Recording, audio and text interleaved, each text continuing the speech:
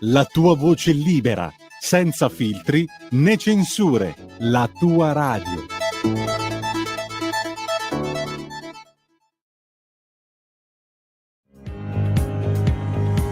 Va ora in onda la rassegna stampa.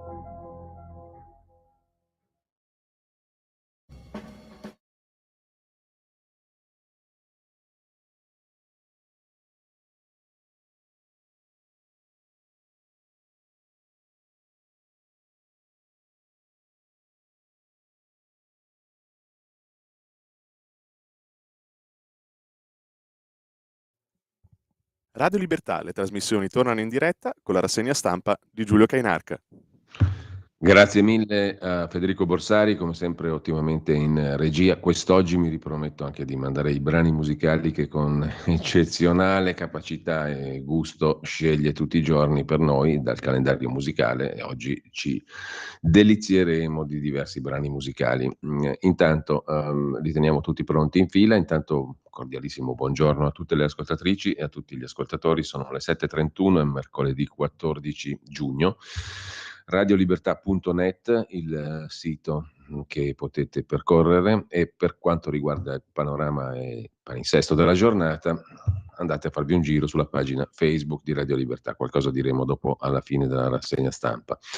Nel frattempo, come al solito, andiamo a vedere le prime pagine dei quotidiani, ma prima ancora l'agenzia ANSA. A Milano i funerali di Stato per Berlusconi, lutto nazionale, bandiere a mezz'asta. Oggi pomeriggio in Duomo l'ultimo saluto a Silvio Berlusconi, 2 maxi schermi in piazza, celebrerà il funerale l'arcivescovo di Milano Delpini.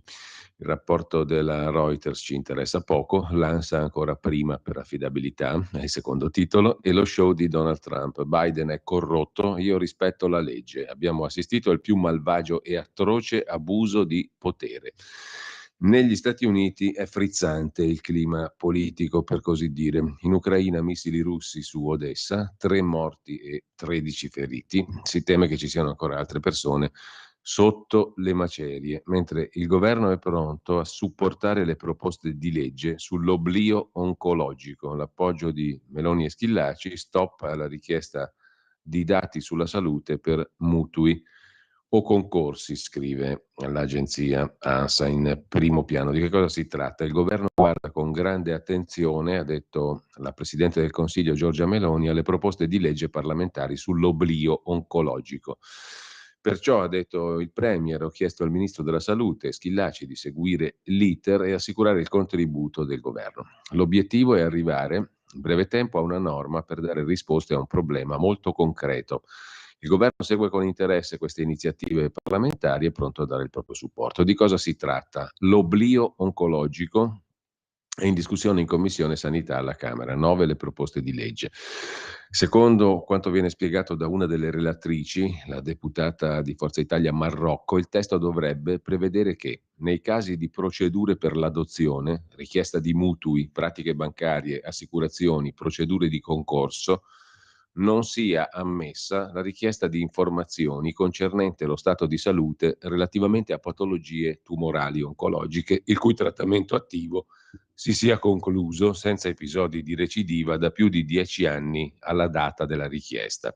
Questo periodo verrebbe ridotto della metà a 5 anni nel caso in cui la patologia sia insorta prima del 21° anno di età. Anche il governo spagnolo si è mosso recentemente in questa direzione, scrive l'agenzia ANSA, giusto appunto, mentre in Giappone un poligono dell'esercito chiuse le indagini sui vaccini ad Ancona con 77 indagati, un infermiere fingeva di inoculare vaccini falsamente, altri indirizzavano i pazienti.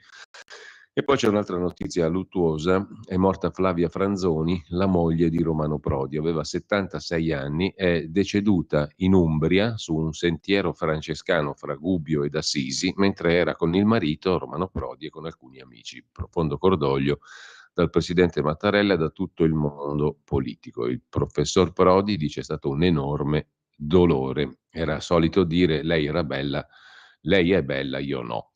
Tra le tante cose che si ricordano di Romano Prodi e di sua moglie Flavia Franzoni, che ha sempre evitato la scena politica, fatto l'insegnante. Da Mattarella a Orban, ecco chi andrà al funerale di Berlusconi, scrive ancora l'agenzia ANSA, poi le parole dell'ex compagna Francesca Pascale con Silvio Berlusconi: muore la mia vecchia vita, andrò ai funerali. La prima moglie dice: sei stato un grande padre.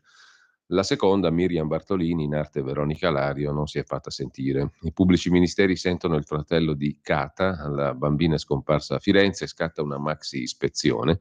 Sabato è stata segnalata a Bologna, scrive l'agenzia, e poi è morto a 89 anni, altra notizia luttuosa, 89enne. Lo scrittore americano Cormac McCarthy è deceduto ieri, autore di bestseller come La strada e Non è un paese per vecchi. Secondo molti meritava il premio Nobel. Terrore a Nottingham, nella Gran Bretagna, 3 morti in 2 agguati, coltellate e poi con un van travolge dei passanti. È stato arrestato un 31enne con una modalità di azione tipicamente terroristica. Il premier Sunak si dice scioccato. La morte di Berlusconi sulle prime pagine dei quotidiani. E poi una coppia che annuncia la morte su Facebook. Si sono ammazzati in 2 posti diversi, in quel di Roma, nello stesso giorno, più o meno nello stesso momento. La nostra vita finisce qui. Una coppia ha annunciato la morte su Facebook. Lei trovata senza vita in casa, lui in auto. Un suicidio condiviso. C'è poi il caso di Ilaria De Rosa, detenuta in Arabia Saudita, condannata a 6 mesi per possesso di stupefacenti che lei dice di non aver avuto. È una hostess italiana, dopo i 6 mesi verrà rispedita in Italia. Per il momento è detenuta in una struttura a 40 minuti da Jeddah. Un po' provata, riferiscono fonti informate, ma le sue condizioni sono buone. Si farà 6 mesi di galera, a quanto pare, salvo ricorsi, e poi se ne torna in Italia. Con questo lasciamo la prima pagina dell'agenzia ANSA, andiamo subito a vedere le prime pagine dei quotidiani di oggi. Il quotidiano dei vescovi italiani di ispirazione cattolica, Avvenire, apre con le parole del Papa sui troppi precari. Non si speculi sui poveri, il lavoro è segnato da un disordine etico con trattamenti disumani e insicurezza dei lavoratori. Il messaggio del Papa per la 7ª giornata mondiale dei poveri, che sarà celebrata il prossimo 9 novembre. Il tema della riflessione: non distogliere lo sguardo dal povero. Per quanto concerne i dati, oltre 500.000 occupati in più occupazione ma non per tutti, soffrono i meno istruiti. E poi l'ultimo saluto a Berlusconi: cattolici divisi, effetti negativi, dicono alcuni, no, ha fatto molto bene, dicono altri. Pagina 3 di Avvenire, Diego Motta riflette per quanto concerne Berlusconi, riflette sulla questione del consenso. La politica, secondo Berlusconi, tutto, nella logica del visionario che amava sport e spettacolo, andava semplificato, semplificare per avere consenso, per conquistare l'elettore. La capacità di unire gli opposti, presentare come autenticamente nuovo ciò che riusciva a comporre, permise al Cavaliere di emergere come l'uomo del cambiamento tanto atteso. Qualcuno, non so se l'avrà fatto, ha ricordato, lo ricordiamo noi, 2 libri che non piacquero per niente a Silvio Berlusconi in vita. Sono i libri di Giovanni Ruggeri e Mario Guarino. Il primo, Berlusconi, inchiesta sul signor TV, per Caos Edizioni, uscito nell'86 e poi nel 94. Giovanni Ruggeri fu anche l'autore di un secondo libro, Gli affari del presidente, dove veniva ricostruita la biografia di Berlusconi in un modo che a Berlusconi non piacque assolutamente. Cercò di impedire anche la ristampa del primo libro, Berlusconi, appunto, inchiesta sul signor TV. Se li trovate è una lettura che può essere di complemento, diciamo così, se non l'avete ancora già fatta. Berlusconi, inchiesta sul signor TV e gli affari del presidente, di Caos Edizioni.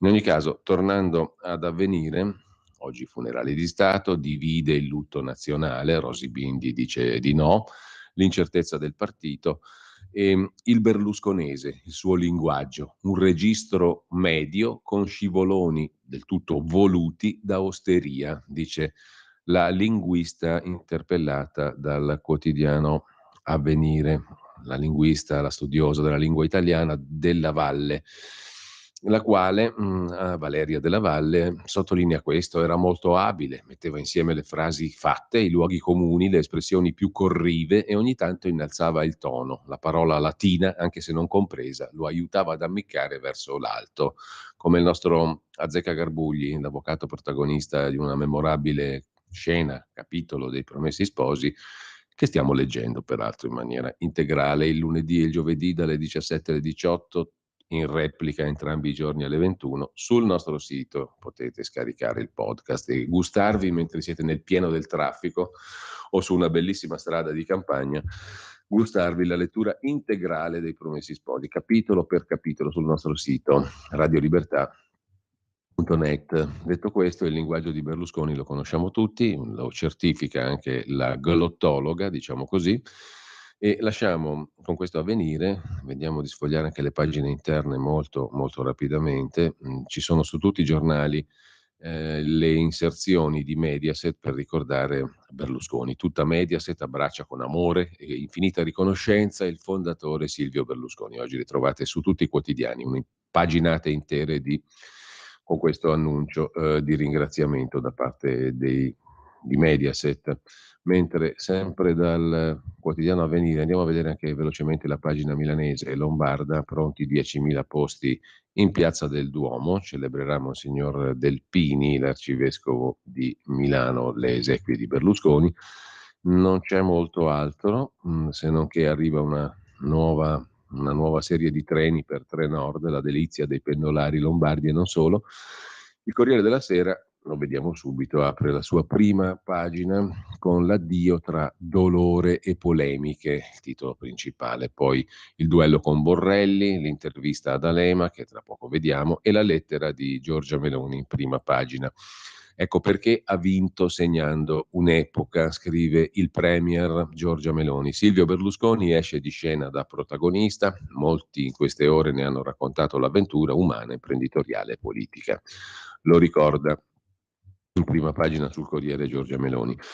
Prima pagina dedicata anche a Flavia Franzoni, moglie di Romano Prodi, è morta mentre camminava assieme al marito in Umbria su un cammino francescano. Prodi vede la moglie morire su un sentiero, scrive il Corriere della Sera. Di Berlusconi si occupa ancora Massimo Gramellini, ma ve lo risparmio, credetemi, sulla fiducia. E intanto, sempre dal Corriere della Sera, nelle pagine interne, oltre alla lunga lettera di Giorgia Meloni che rievoca un protagonista, i suoi avversari hanno perso, parlando di Berlusconi, ha rafforzato l'Italia, ha impedito che i post-comunisti prendessero il potere, lascia una grande eredità, ne sapremo fare uso. L'intervista a Bruno Vespa, gli contestai le donne e tutto quel trucco in TV, l'amicizia con Putin fu davvero molto forte, eccetera, eccetera. Anche D'Alema dice la sua. È stato un combattente, ha avuto qualche ragione sui magistrati, le cui attenzioni ha sperimentato e sta sperimentando anche Massimo D'Alema.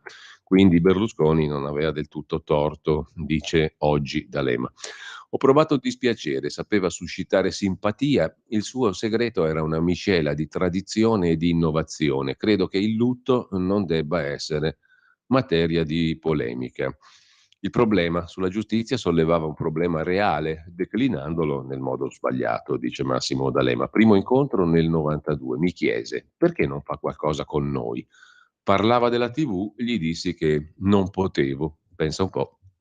Mentre Mediaset sale di un altro 13%, tutti a tener d'occhio Vivendi per capire cosa succederà. Mediaset for Europe vale 1 miliardo in borsa, nonostante abbia chiuso il 2022 con 2,8 miliardi di ricavi. E tutti addosso adesso sulla società francese Vivendi. Dalla notizia del ricovero di Berlusconi, le azioni di Media for Europe, MFE, la ex Mediaset, hanno guadagnato il 25%. Le compravendite sono state 10 volte superiori alla media. Quale sarà il futuro della galassia Fininvest? La famiglia ha promesso continuità, la borsa scommette invece su una svolta.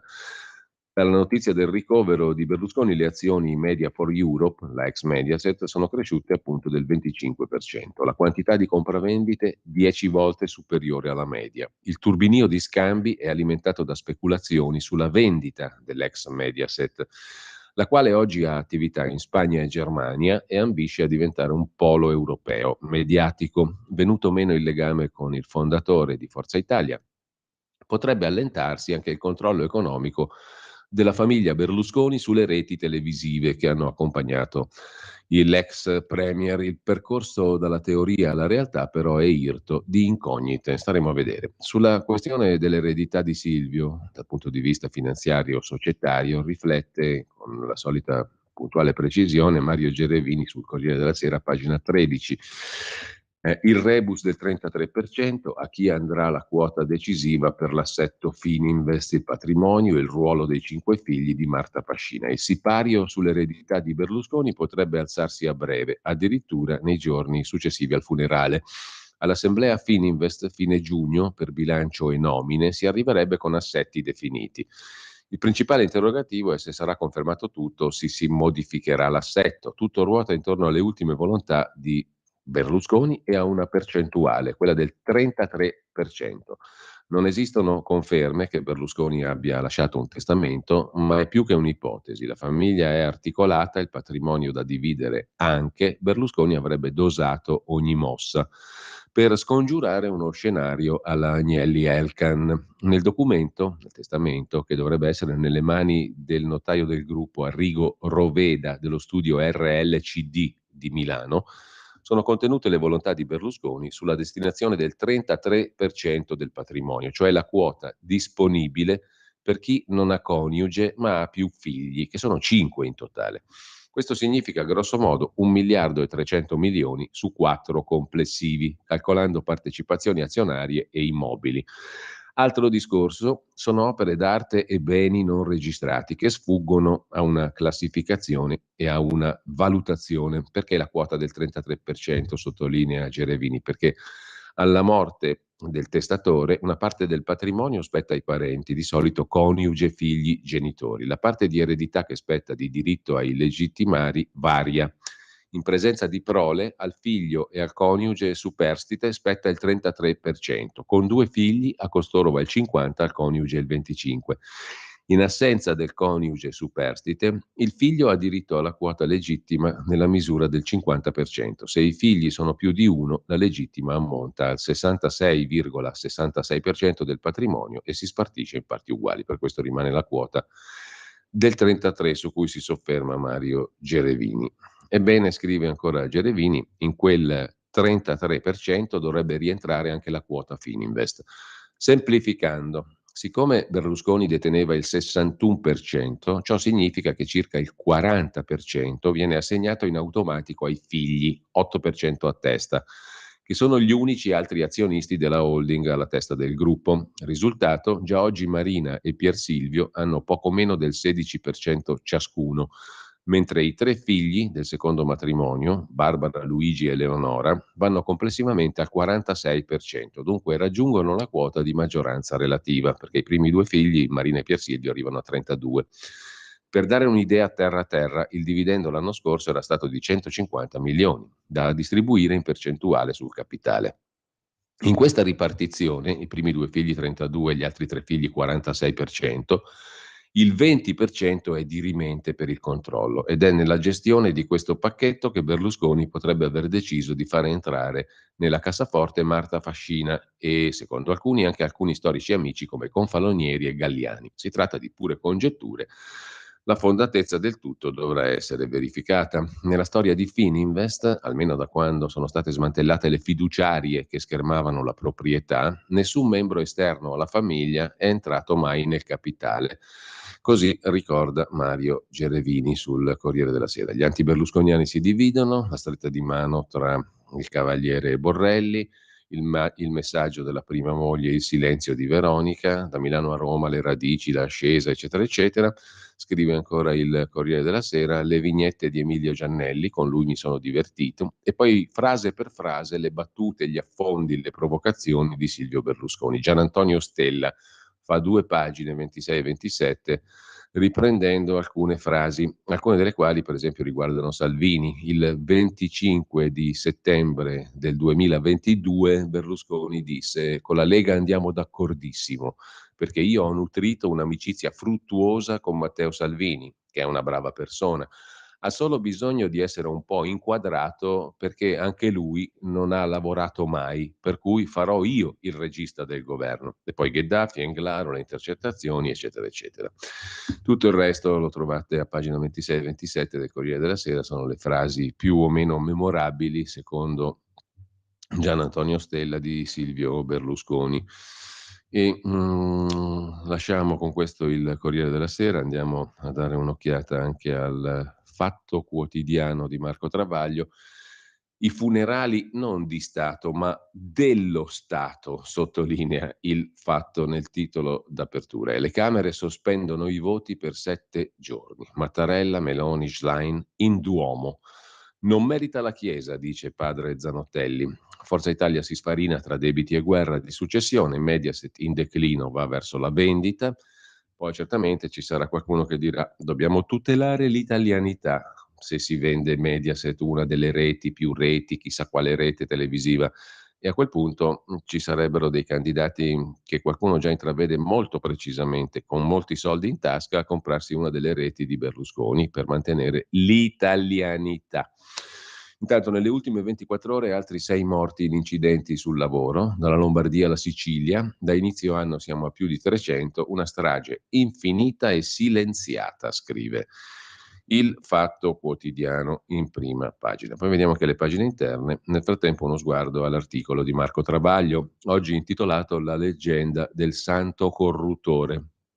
Agli innumerevoli delitti commessi da vivo, Berlusconi ne ha aggiunto un ultimo da morto, il più imperdonabile, averci lasciato questa corte di vedove, non le due vere e quella finta, tutte le altre, prefiche, leccaculi, paraculi, piduisti, terzisti, parassiti, prosseneti, camerieri, servi sciocchi e soprattutto furbi, che da 2 giorni lacrimano per finta, solo lui riusciva a piangere davvero a comando, a reti unificate, devastando quel po' di informazione e di dignità nazionale che gli erano sopravvissute.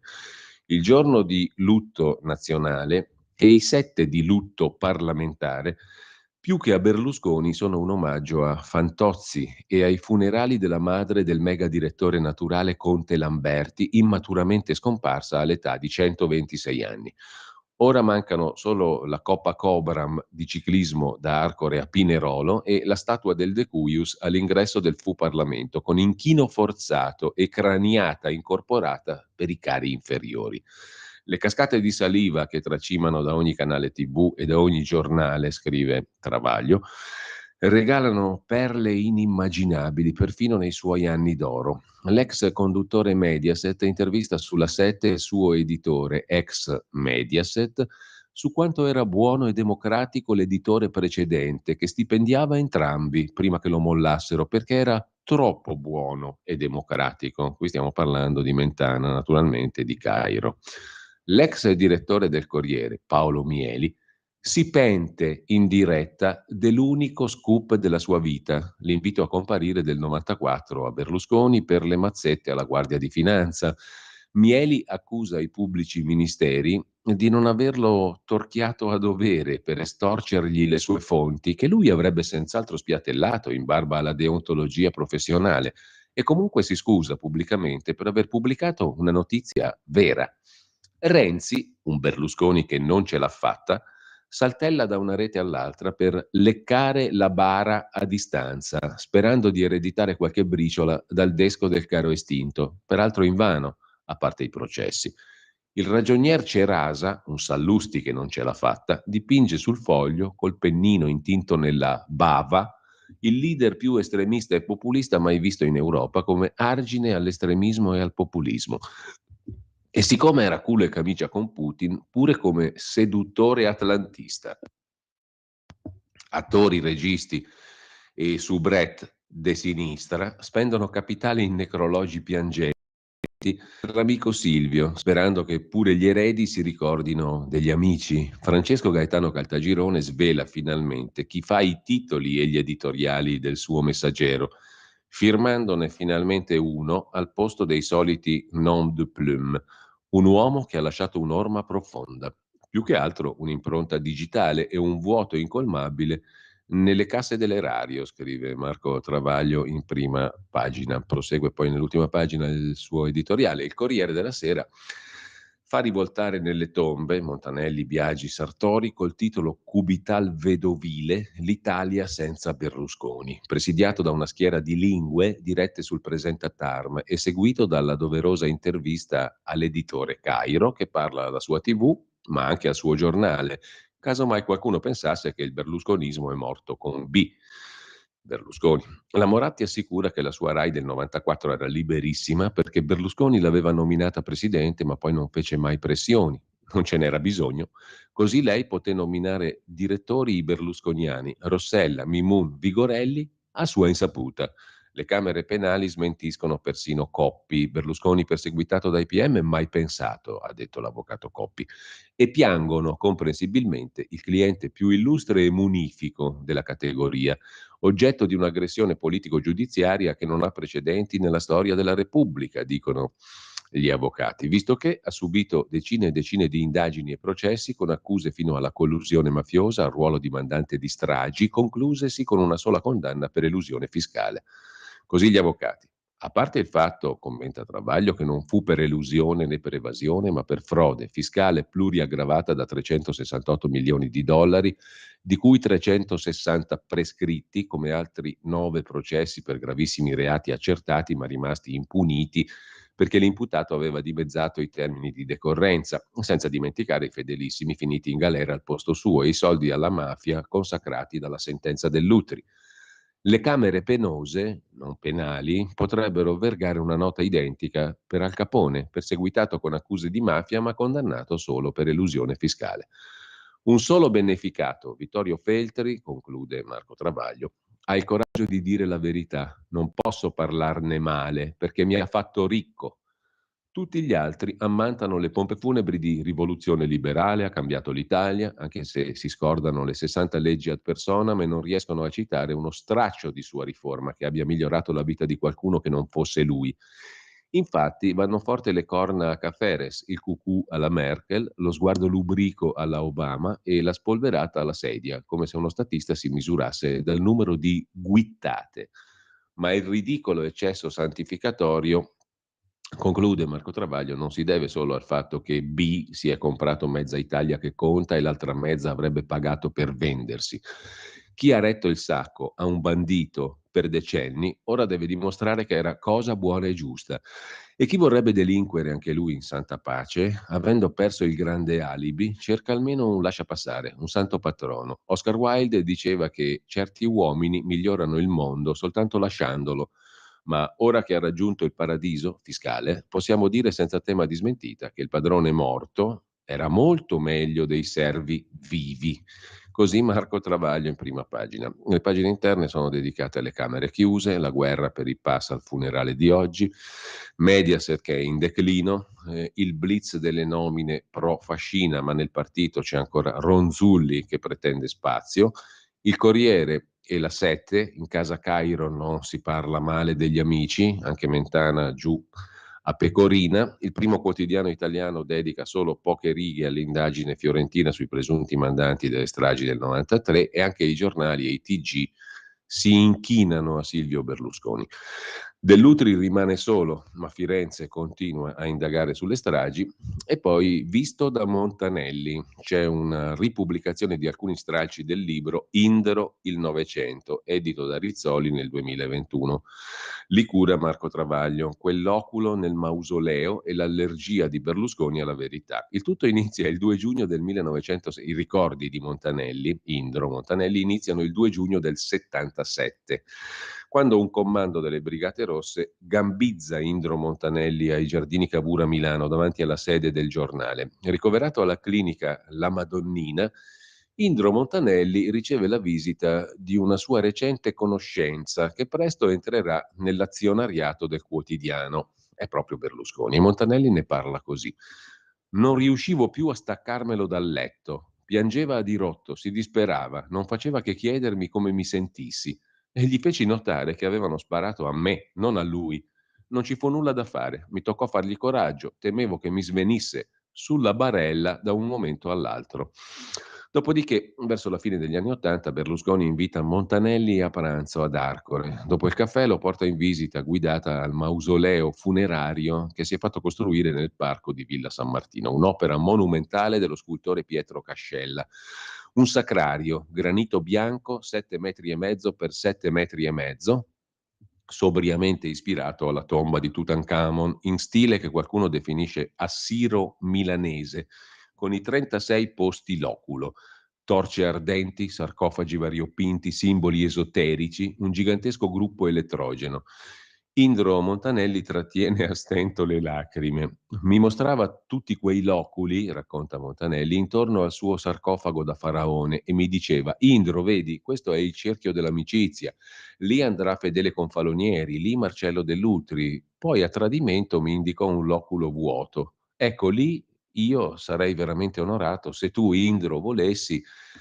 Aveva l'aria ammiccante, ricorda Montanelli, come se stesse facendomi l'onore più grande della mia vita, e io, appellandomi a tutti gli scongiuri che mi vennero in mente, ammutolii. Poi mi venne di rispondere: Domine, non sum dignus, e me la diedi a gambe.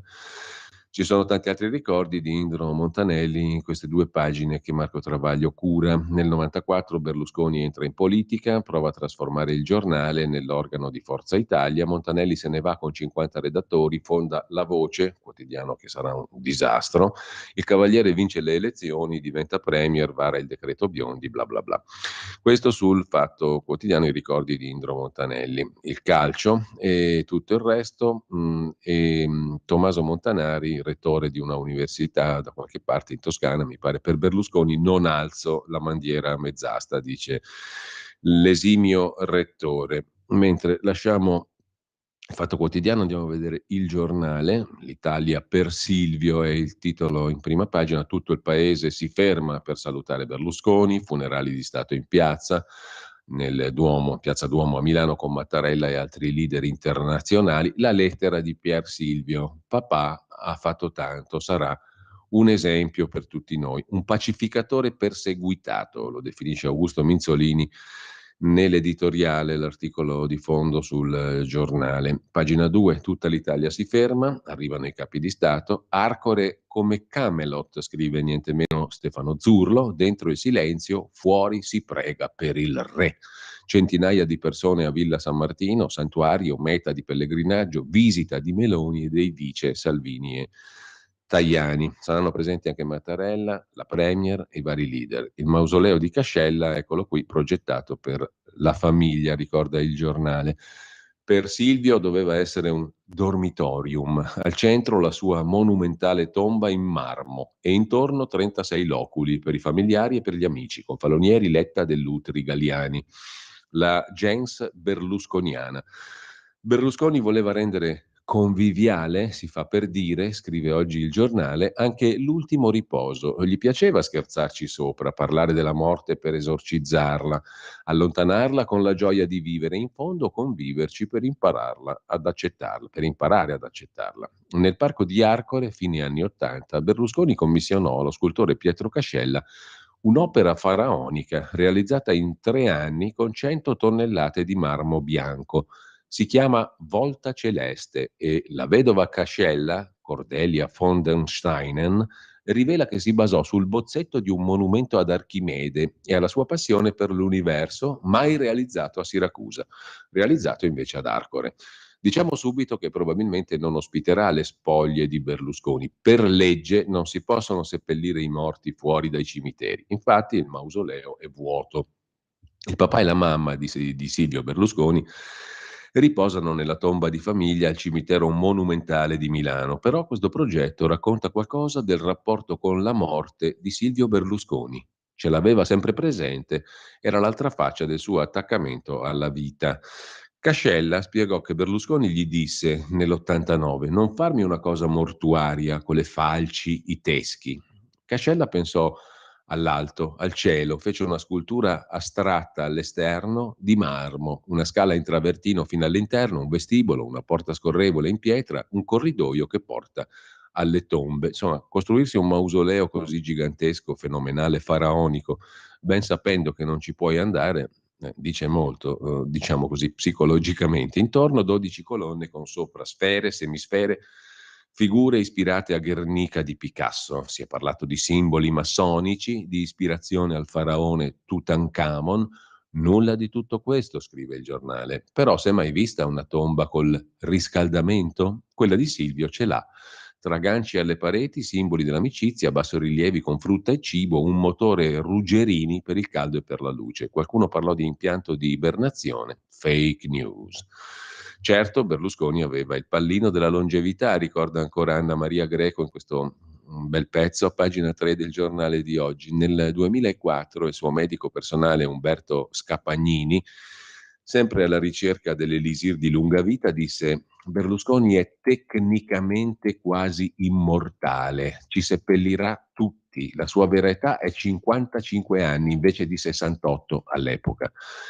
Presentando un nuovo centro per studi di longevità a Milano, 6 anni dopo, Berlusconi avvisò: il San Raffaele e Don Verzé vogliono portare la vita media a 120 anni. Vita media, io e lui puntiamo a 150. Non ce l'ha fatta però, purtroppo, è morto come tutti i comuni mortali a 86-87 anni. Insomma, questo è. Intanto c'è un altro primo piano sul giornale di oggi, le parole del figlio Pier Silvio: costruiremo per te una Mediaset ancora più forte. Pier Silvio Berlusconi spazza via tutte le voci di riassetto, abbiamo letto prima anche sul Corriere della Sera, e sul ruolo politico fu il grande pacificatore, assicurò la stabilità, scrive il giornale. Poi ci sono gli odiatori, gli anti-berlusconiani di professione che sfregiano anche la sua memoria post mortem, gli azzurri che si stringono come da copione, una perdita incolmabile, e poi il Quirinale, Berlusconi e il Colle, dai duelli infiniti al desiderio sfumato. Fa record anche sui social, 7 su 10 si dicono commossi e in un sondaggio Forza Italia cresce di 5 punti. Le tasse, il ponte sullo stretto, l'agenda di Silvio che si realizza.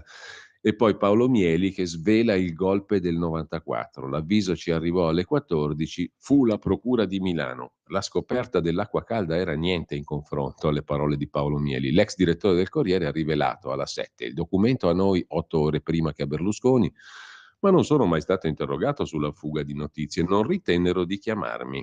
Allora, Berlusconi sarà stato quello che volete, ma questi qui sono infinitamente oltre ogni limite di decenza. Un politico di sinistra ci avvisò che c'erano guai giudiziari, ricorda Fabrizio Cicchitto, per il famoso avviso di garanzia. Le riforme fondamentali dei governi Berlusconi cerca di riassumerle Antonio D'Amato, ex vicepresidente di Confindustria. Ha recepito la voglia di cambiamento, ha ridato smalto al sistema. Centrali le norme sul lavoro. Peraltro, in tema di meno tasse, non è che sia stato un gran successo tutto il periodo berlusconiano. In ogni caso, staremo a vedere, il futuro sarà munifico, pieno di doni. Nel frattempo, corse, rivalità, sussurri, i cronisti ai tempi di Berlusconi, il Gheddafi segreto, l'immaginario che nasce grazie a lui, come certifica Gianni Minoli. Stasera Mixer ripropone lo storico faccia a faccia del giornalista con Berlusconi nel 94. Ma mica è finita. Il derby tra due grandi così vicini, così lontani, Berlusconi e Agnelli, e poi ancora le lettere dei lettori del giornale, i ricordi degli amici VIP. A pagina 26 finisce il capitolo Berlusconi e inizia invece quello relativo a Romano Prodi. Certo che è stata una morte molto, molto, come dire, emozionante, tra virgolette, in senso neutro, quella di Flavia Franzoni, 76 anni, addio alla moglie di Prodi, insegnante, first lady, sempre un passo indietro, come deve essere una donna naturalmente, stroncata da un malore a 76 anni. L'ex premier diceva: lei bella, io brutto, ma insieme 50 anni. Beh, è morta camminando di fianco al marito. Sempre un passo indietro, come sottolinea il giornale. Sia una battuta naturalmente, non è che si sta condividendo il passo indietro, sia logico. Beh, insomma, in questi tempi però bisogna precisarle le battute, perché sennò rischi forte. Nel frattempo lasciamo anche il giornale con un'intervista al sottosegretario al Ministero dell'Economia, il leghista Federico Freni. Così il governo rilancia la borsa e le nostre aziende col disegno di legge chiamato capitali, accesso più facile ai mercati, i temi finanziari entrano a scuola, norme entro dicembre in Gazzetta Ufficiale grazie al voto plurimo, mai ostaggio delle minoranze. Tutta roba fina di borsa. Secondo il giornale invece meritava il premio Pulitzer, oltre che il Pulitzer che aveva vinto, meritava il premio Nobel il defunto Cormac McCarthy. Stephen King lo ha definito il più grande romanziere americano del mio tempo, lo scrittore di frontiera in cammino sulla strada di un mondo letterario che non è per tutti. È stato l'autore americano più grande del suo tempo, scrive Davide Brullo su Il Giornale di stamattina.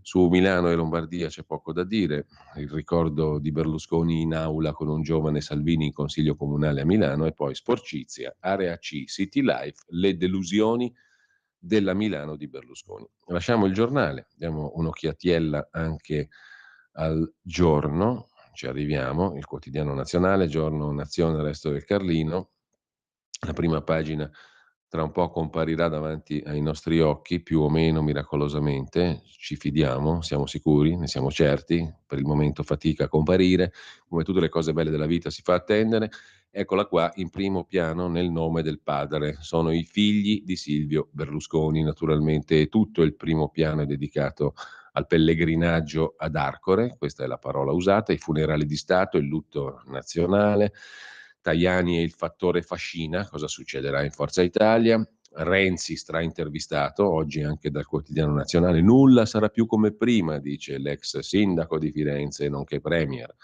Fratelli d'Italia a caccia dei moderati ha senso, ma non accadrà.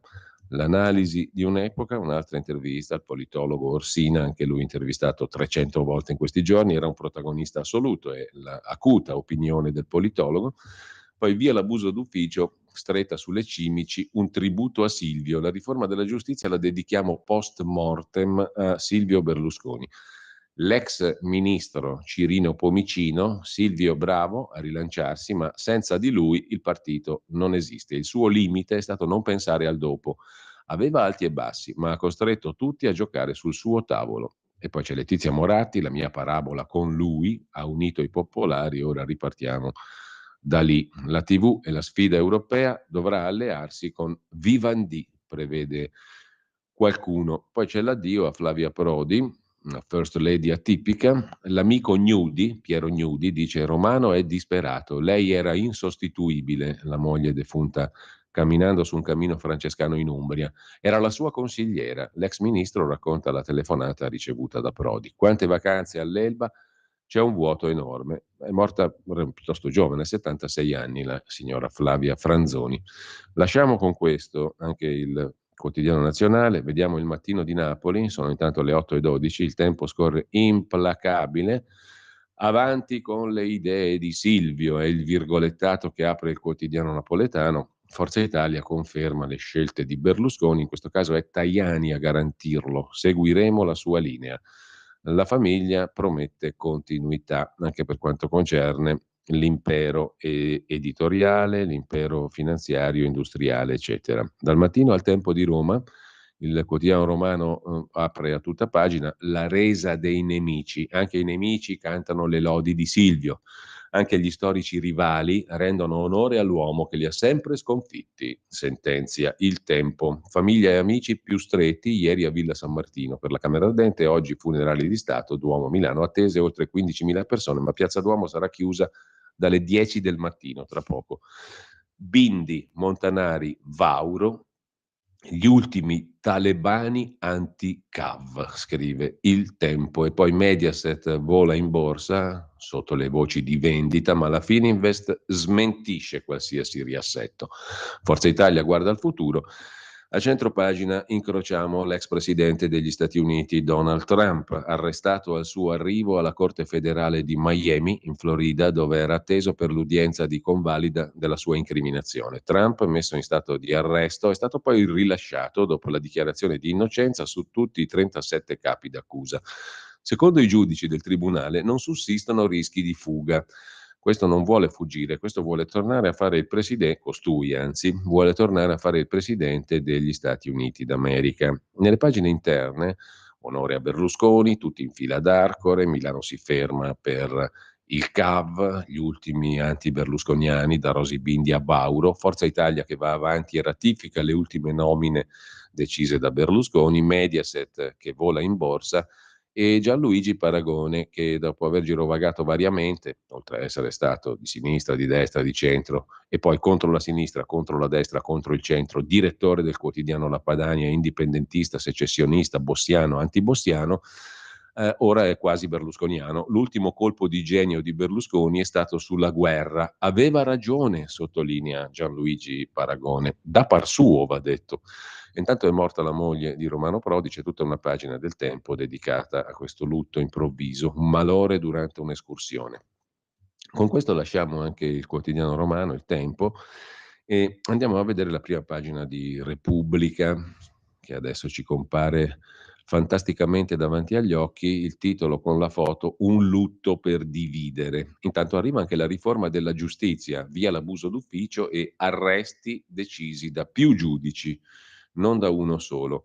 In primo piano il cordoglio forzato, dietro il quale si intravede il machiavellico disegno di potere di Giorgia Meloni, la quale gliene frega assai di Berlusconi, ma più che altro di prendere i suoi voti e il suo partito, secondo la Repubblica.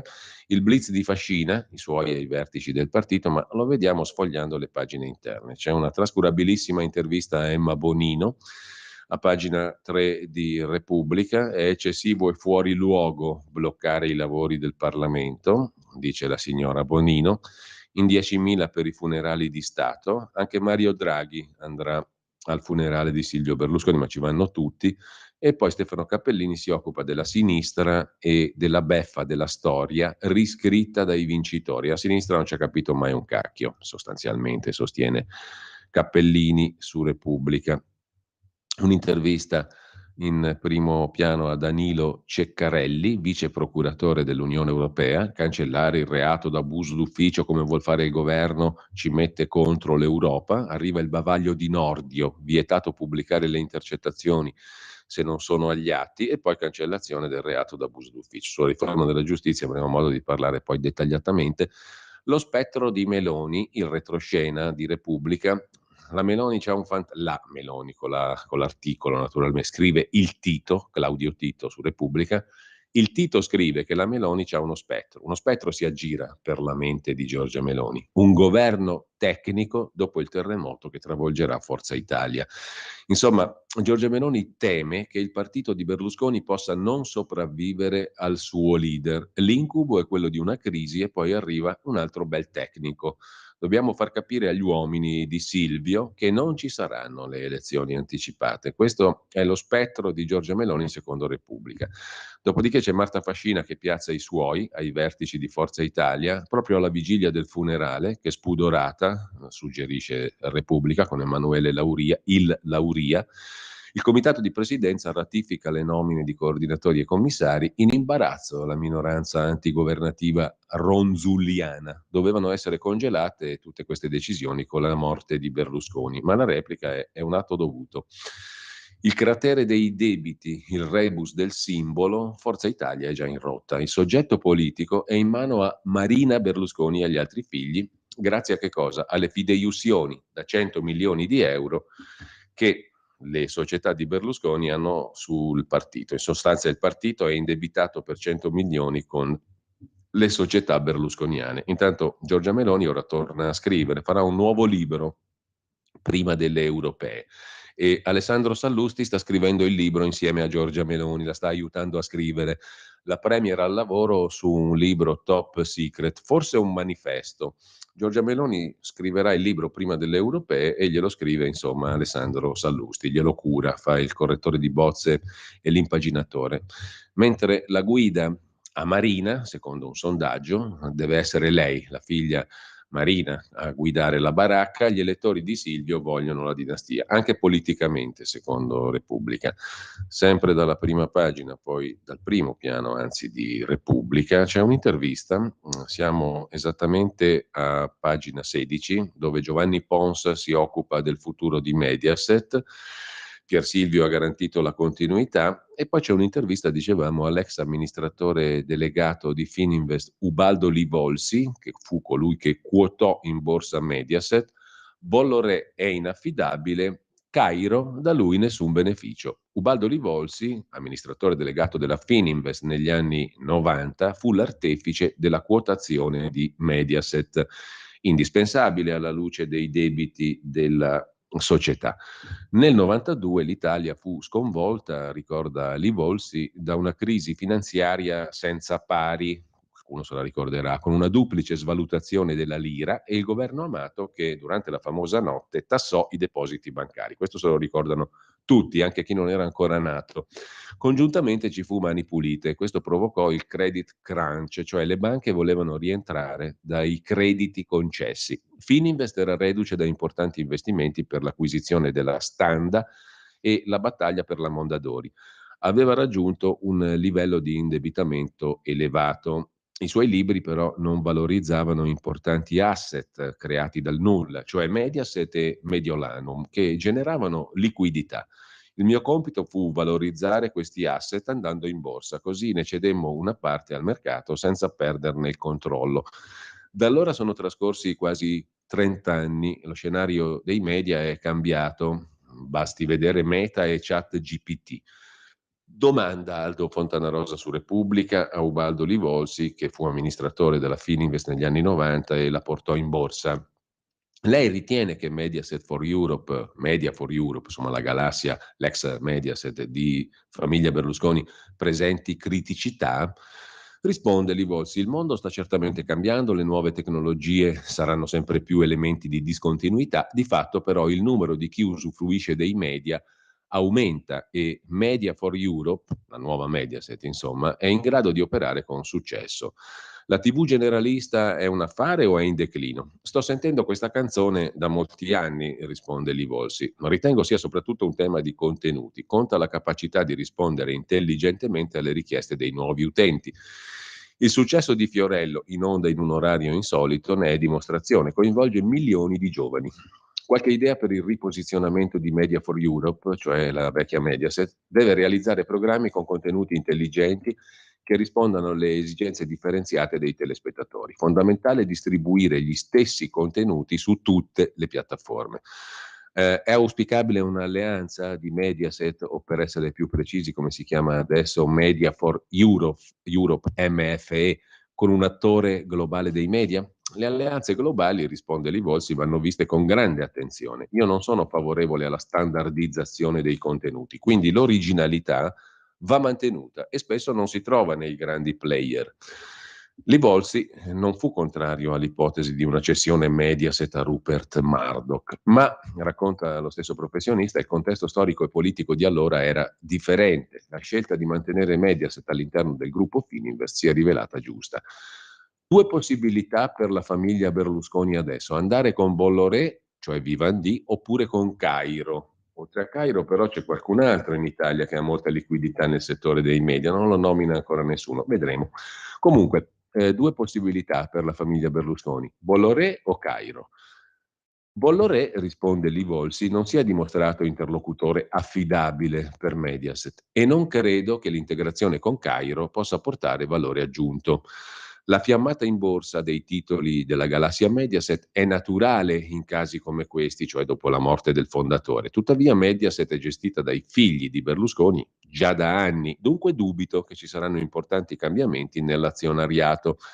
Le aziende, conclude Livolsi, proseguiranno nel percorso che aveva indicato Berlusconi. Tutti quelli che gli sono stati vicini hanno realizzato questa visione, che all'inizio poteva sembrare lucida follia. La verità è che aveva sempre ragione lui nell'economia, in politica, nello sport, dice Ubaldo Livolsi. Intanto Flavia Franzoni, la first lady discreta, diceva: non chiamatemi la moglie di Prodi, altro che un passo indietro, come racconta il Corriere della Sera maschilisticamente. Malore durante il trekking, è morta tra le braccia del marito, Romano Prodi. La vita, la politica e un libro che avevano scritto intitolato Insieme. Un dolore immenso, dice Romano Prodi. Il loro matrimonio durava dal 69. Ho sposato la più bella, diceva sempre Romano Prodi. Con questo possiamo anche lasciare Repubblica, la stiamo sfogliando insieme a voi che vi state gustando in questo momento un ottimo caffè, naturalmente, ascoltando le notizie del giorno e la lettura dei giornali, che è una cosa bellissima, potendolo fare avendo il tempo. C'è su Repubblica questa storia che abbiamo detto prima, abbiamo raccontato prima in estrema sintesi, ed è il giallo, come lo chiama Repubblica, dei due appassionati del melodramma, dell'opera lirica. Tra l'altro hanno giustificato il loro proposito proprio con questa scelta melodrammatica, giusto appunto. Il giallo dei due melomani trovati morti. Dubbi sull'ultimo post nel quale dicono: vuoi vedere che qualcuno li ha fatti fuori per l'eredità? Lui aveva un tumore, lei era in ansia per problemi economici, le ha sparato a letto e poi si è ucciso in auto. Il gesto presentato come suicidio di coppia, ma la dinamica è tutta da chiarire. Il fatto è accaduto a Roma, quartiere Laurentino, che è teatro di questa quasi incredibile vicenda di suicidio contemporaneo, suicidio di coppia. In realtà lui ha ammazzato lei a pistolettate e poi si è ucciso in auto. Staremo a vedere. È un caso di quella nera che piace molto, moltissimo, sempre di più ai mezzi di comunicazione. Intanto arriva la nuova intelligenza artificiale di Meta, Facebook. Cosa farà questa intelligenza artificiale? Imparerà da sola, penserà e proverà emozioni umane. Questo perlomeno lo racconta il guru Jan LeCun, che ha presentato iJepa, l'intelligenza artificiale dell'azienda di Zuckerberg, e in controtendenza con gli altri leader del settore dice: non dovete temerla, non ci distruggerà. Mi affascina il futuro, del presente mi interessa capire solo gli sbagli e come superarli, dice Jan LeCun, capo del team di Artificial Intelligence di Meta. Ragiona come un algoritmo quest'uomo. Il deep learning alla base delle intelligenze artificiali è anche questo: imparare dagli errori, risolvere compiti sempre più complessi. Imparerà da sola, penserà, proverà emozioni umane. La nuova intelligenza artificiale di Meta, Facebook, Zuckerberg. E intanto lasciamo anche Repubblica e andiamo a vedere la prima pagina della consorella Agnelli Elkann, La Stampa di Torino. Ci arriviamo subito. Eccola qui la prima pagina, nel frattempo sono le 8:26, tra pochissimo ci fermiamo come al solito. Berlusconi, il lutto che divide, il titolo d'apertura. La figlia Marina, Enrico Mentana, Marcello Pera, Mediaset, la pietà umana, la democrazia, e ancora l'addio a Flavia Prodi, la first lady più discreta, la ricorda in prima pagina La Stampa, Giovanni De Luna che si occupa del vero Berlusconi tra la vita e la storia, e poi ancora in primo piano sul quotidiano torinese: a 20 anni dopo il Covid ho smesso di mangiare, un'inchiesta di Elena Stancanelli. Mi chiamo Giulia, ho 20 anni, vivo a Torino. Ho iniziato a star male in seconda media dopo la morte di mio nonno, episodi di autolesionismo, ma non sapevo che si chiamassero così, non sapevo neanche di star male, l'ho capito dopo. Alle pagine 24 e 25 c'è l'inchiesta curata da Elena Stancanelli, il corpo come manifesto del disagio, la storia di una ventenne torinese aiutata dalla psicoterapia. Trasferivo il malessere su di me tramite l'autolesionismo e l'anoressia. A chiudere, il buongiorno di Mattia Feltri, la famiglia più famiglia è il titolo di oggi. Vediamo cosa scrive il figlio di Vittorio Feltri. Fra le molte, una delle invenzioni più strabilianti di Berlusconi è stato il quasi matrimonio con Marta Fascina. Torta, invitati, anelli, tutto come si deve, anche la concessione dell'appellativo di moglie, però tutto finto, senza atti legali. Noi ci si scherzava su già una ventina d'anni fa, poiché Berlusconi era al secondo matrimonio, Umberto Bossi pure, Gianfranco Fini aveva lasciato la consorte per Elisabetta Tulliani e Pier Ferdinando Casini per Azzurra Caltagirone. Noi dicevamo: amano tanto la famiglia che ne hanno un paio a testa. Così ci si scherzava, siccome già allora il centrodestra aveva il pallino della tradizione e la tradizione si consolida, precisamente la tradizione di non avere una famiglia tradizionale. Giorgia Meloni ha un compagno, ops, e una figlia senza essere sposata, mentre Matteo Salvini sì, lo è stato, ha avuto un figlio, poi ha divorziato, ha avuto una seconda figlia da una seconda compagna, e altre successive fidanzate. Difendono la famiglia tradizionale, ma nessuno di loro ne ha una, ha detto Alessandro Zan del PD, riprendendo la vecchia battuta.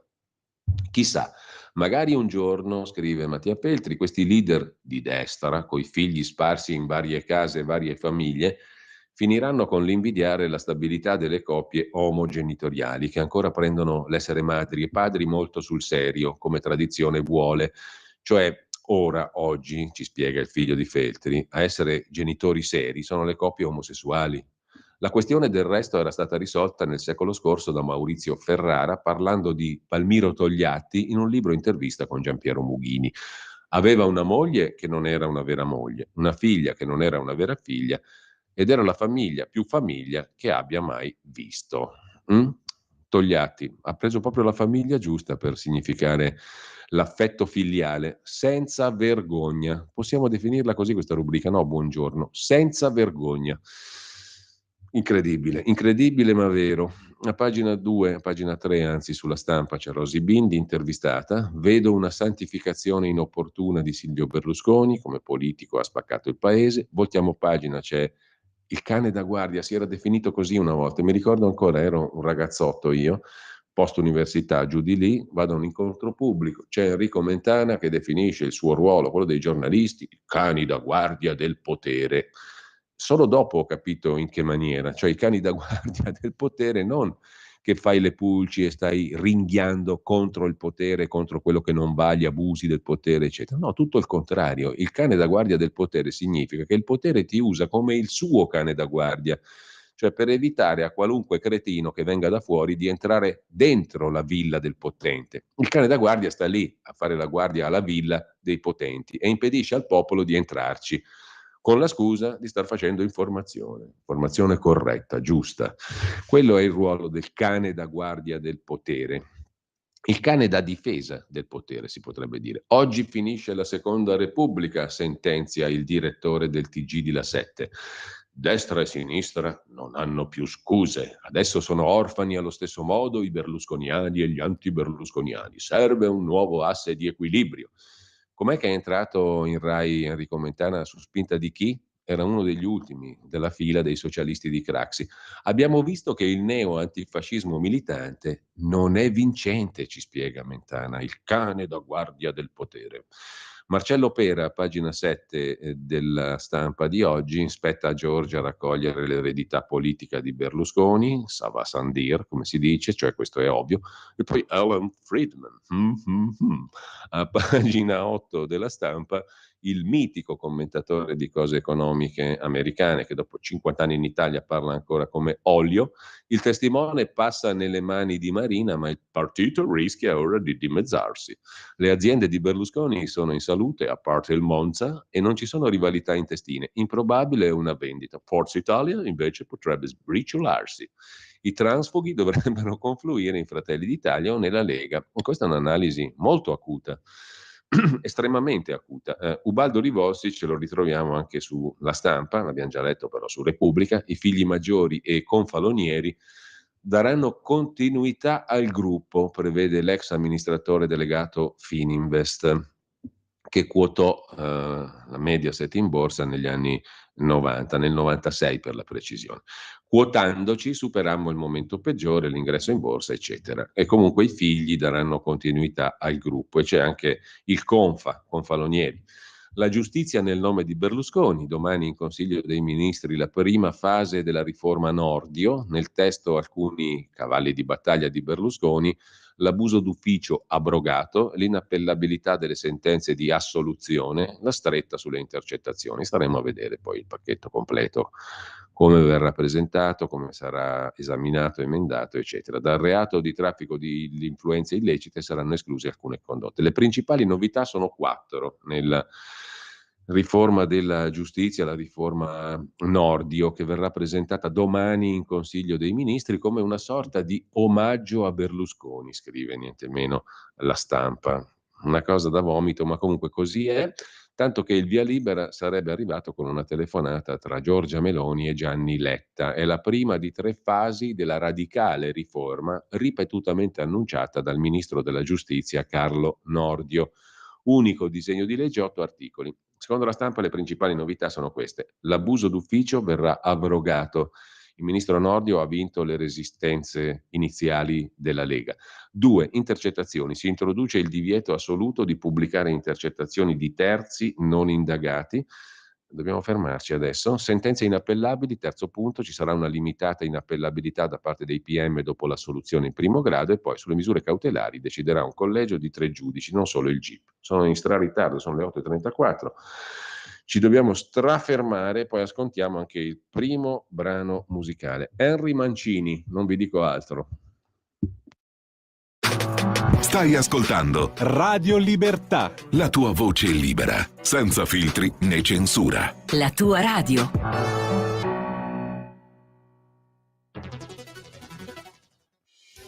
Quotidiano di Sicilia, il quotidiano d'Italia, l'informazione che ribalta i luoghi comuni, una vera visione dei fatti, l'Italia vista da sud. Ogni siciliano che vive in Italia e nel mondo è una risorsa, è protagonista della crescita della nostra nazione. Dai forza alla crescita della nostra isola, abbonandoti al QDS digitale più archivio a soli 99 euro annui. Quotidiano di Sicilia, il quotidiano d'Italia, una scelta di valore.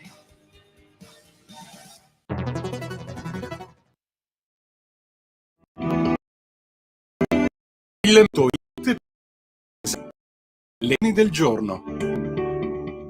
Un vortice ciclonico è in avvicinamento al nostro paese, in particolare alla Sardegna e al Mar Tirreno. Temperature in calo al centro-sud.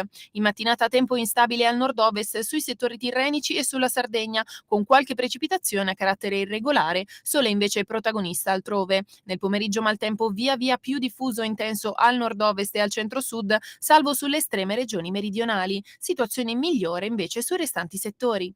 Per ora è tutto da ilmeteo.it, dove il fa la differenza. Tutti i dettagli consultando la nostra app. Una buona giornata da Alessandra Tropiano. Avete ascoltato le previsioni del giorno.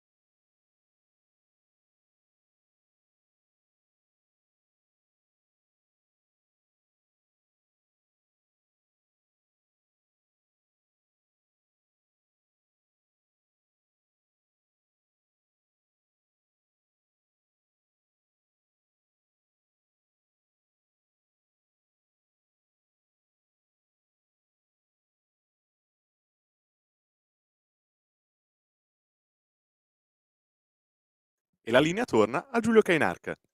Rieccoci qua, grazie a Federico. Abbiamo ascoltato su sua scelta, come sempre ottima e appropriata, in mano il calendario musicale. Abbiamo ascoltato Henry Mancini, la celeberrima Pantera Rosa. Intanto, la celeberrima Pantera Rosa l'abbiamo ascoltata per un motivo molto semplice, perché Henry Mancini moriva oggi, il 14 giugno del 1994, ed è stato, non va neanche detto, uno dei più grandi compositori di colonne sonore della storia del cinema. Poi sentiremo qualcos'altro, Moon River, dal film Colazione da Tiffany, con la splendida Audrey Hepburn, e avremo poi modo magari di ascoltare anche gli altri brani bellissimi scelti per il calendario musicale di oggi dal nostro Federico. Intanto torniamo alla Stampa di Torino, lì eravamo rimasti, una pagina dedicata anche all'altro lutto di questi giorni, la morte di Flavia Franzoni, moglie di Romano Prodi, schiva ma sempre presente, è stata un'anti-first lady.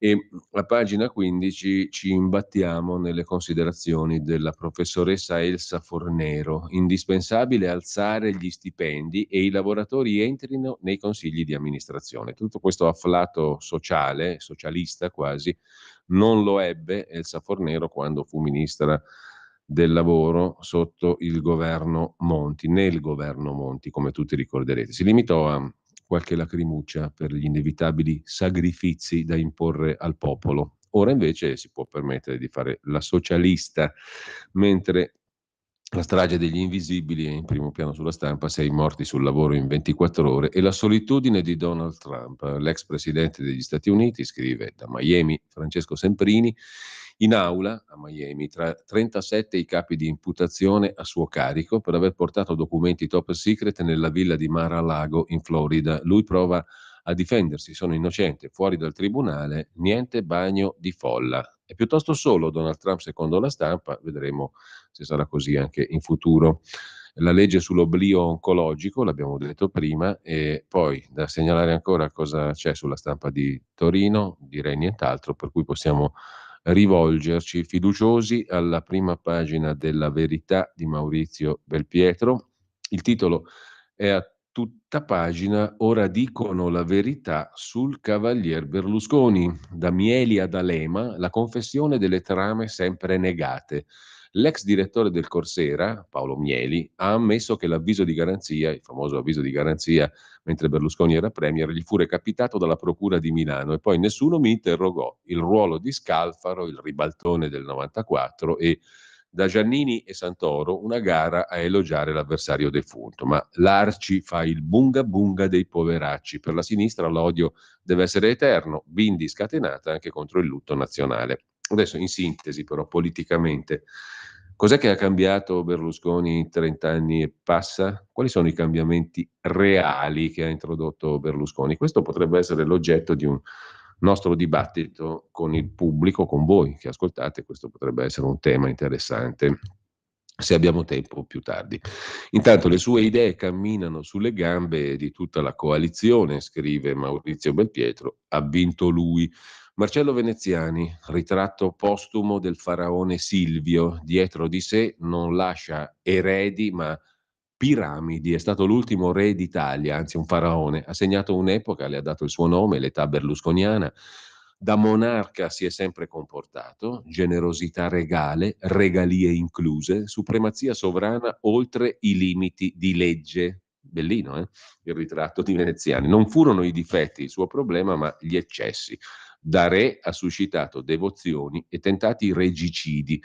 Inventò la TV commerciale, il bipolarismo, portò la destra al governo, sbarcò lo spettacolo in politica, inventò il populismo seduttivo e compiacione, fu l'autobiografia della nazione. L'italiano in grande, scrive Marcello Veneziani. Leader mondiali, i campioni, in Duomo ci sarà tutto un casino incredibile oggi. La caduta del nemico da Vigo. Il pubblico ministero, questa è un'altra notiziola, ha chiesto la condanna di Davigo.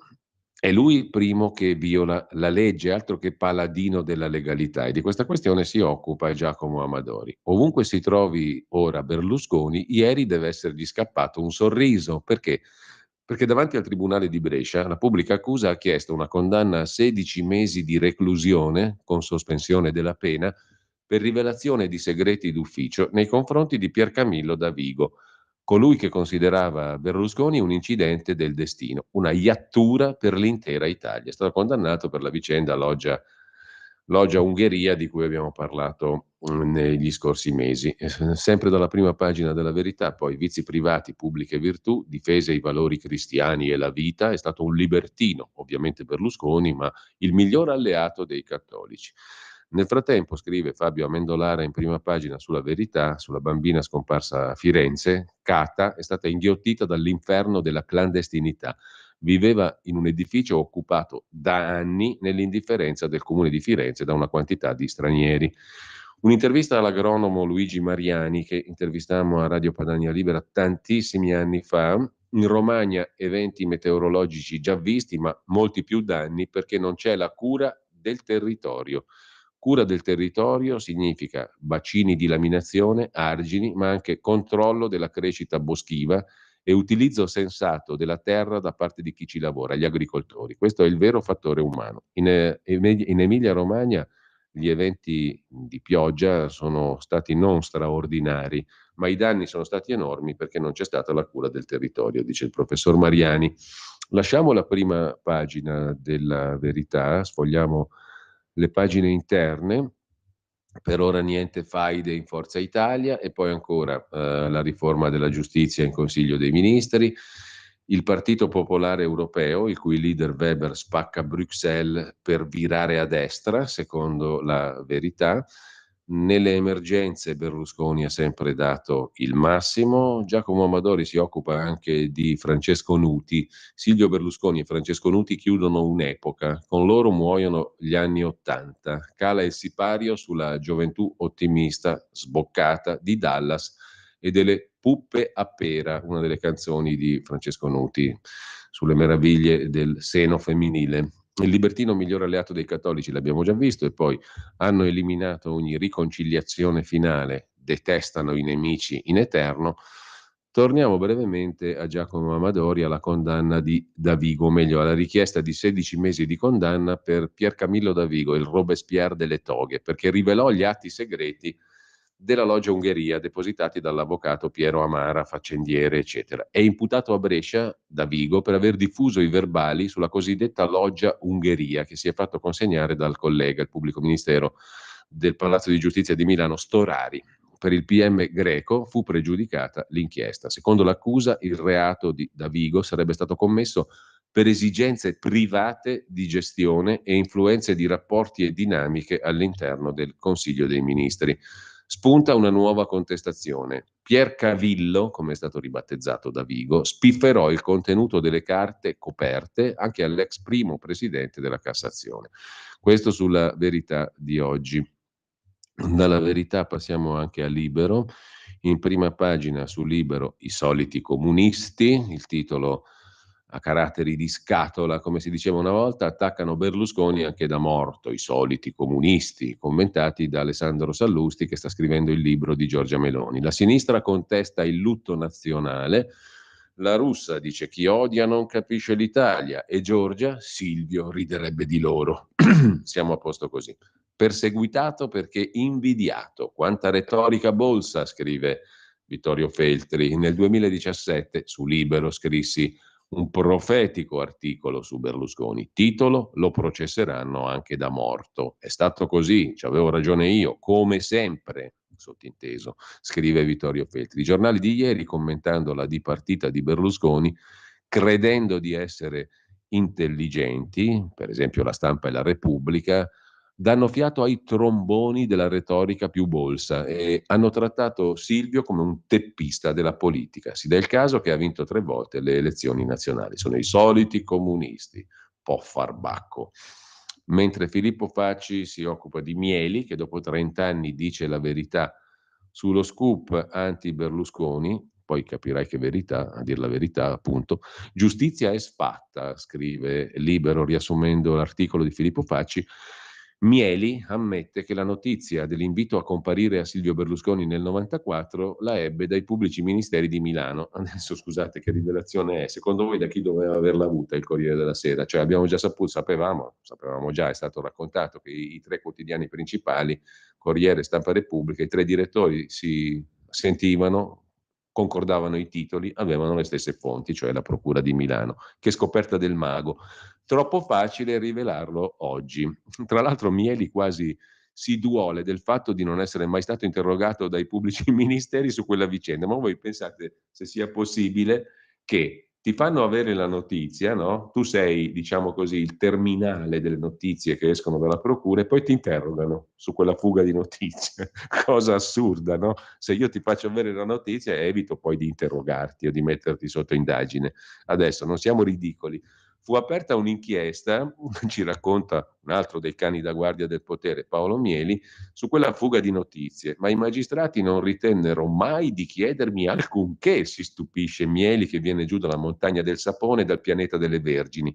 Avevo saputo di quell'atto alle 2 del pomeriggio e quindi l'unico posto da cui poteva essermi arrivato era il Palazzo di Giustizia di Milano. Forse non si ricorda però chi gliel'ha detto esplicitamente, no? Sai, sono passati tanti anni. Questo mi insinuò un dubbio di aver fatto una cosa che non è tutta luccicante, cioè di aver fatto un lavoro di merda, dice Paolo Mieli. Forse ho avuto il dubbio di aver fatto una merdata, permettetemi il linguaggio molto elegante, molto fine. Però, insomma, trattandosi di mondo dell'informazione italiana, è il linguaggio più appropriato. Dico giusto? Dico sbagliato?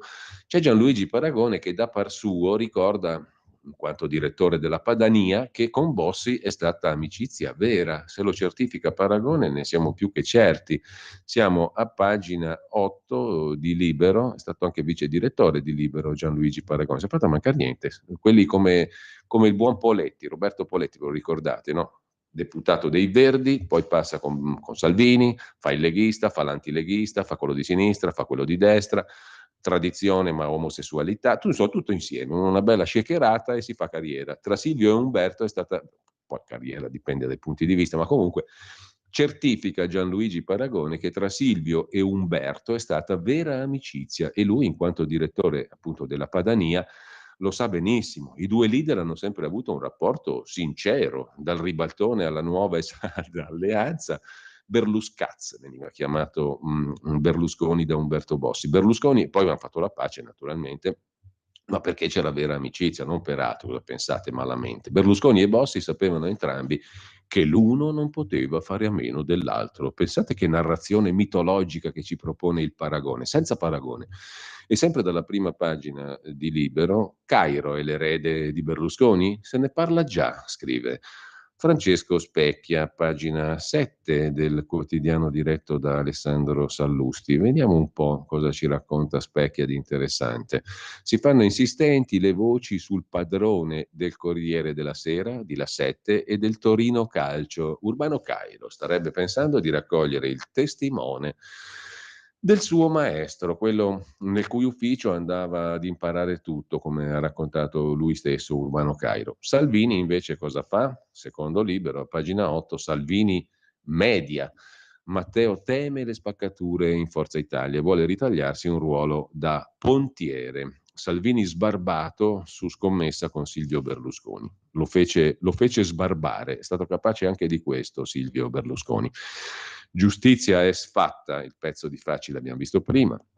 E poi, nel nome di Berlusconi, il governo riparte dal dossier magistrati. C'è anche Sandro Iacometti che si occupa del futuro della Fininvest, che è appeso al testamento. Dividere l'impero è il titolo dell'articolo a pagina 12, ma contro Vivendi in campo pure il governo. Perché naturalmente c'è sempre quella roba lì retorica che va bene per tutte le stagioni, non si può consegnare un'azienda che pure D'Alema l'aveva definita un'impresa culturale di interesse nazionale, Mediaset, Fininvest e tutto il resto, non possiamo consegnarla allo straniero, al francese per di più, Vivendi. Ci vuole un salvatore, un cavaliere bianco nazionale, cioè un nuovo padrone casomai. Se dobbiamo smembrare Mediaset, Fininvest, dobbiamo darla a un italiano vero, non Toto Cutugno, uno un po' più liquido, diciamo così, no? Uno che abbia i soldi, un vero italiano che sappia garantire l'italianità di un'impresa culturale come Fininvest e le reti televisive, eccetera. Il mercato non ha tempo per i sentimenti, ma le emozioni contano. Da qui la valanga di acquisti sui titoli Mediaset, anche ieri in borsa. Qualsiasi ipotesi di cessione o riassetto del gruppo è prematura, ma ci sono alcuni segnali.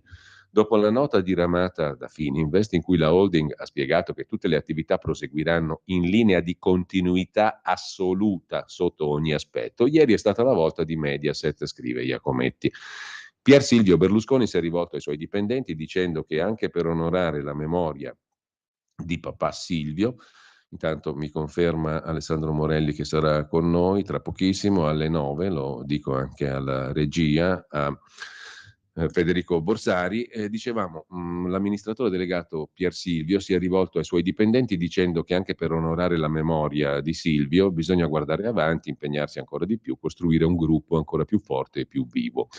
Questo non significa che in futuro nessun cambiamento possa spuntare all'orizzonte, anzi ce n'è uno che arriverà automaticamente. Qualunque sia la forma che assumerà l'eredità, in particolare la quota di 1/3 che potrebbe essere assegnata tramite testamento, un primo effetto della morte di Berlusconi sarà lo sblocco del vincolo stabilito nel 2014 da Banca d'Italia sulla partecipazione del 30% in Mediolanum, l'obbligo di scendere sotto il 10% per la perdita da parte di Berlusconi dei requisiti di onorabilità dopo la condanna definitiva per frode fiscale, su cui ancora è in corso una battaglia legale, non avrà più senso di esistere. Dunque Fininvest potrà disporre a piacimento dell'intero pacchetto, che agli attuali valori vale in borsa 1.800 milioni e rappresenta la perla più pregiata delle partecipazioni Fininvest.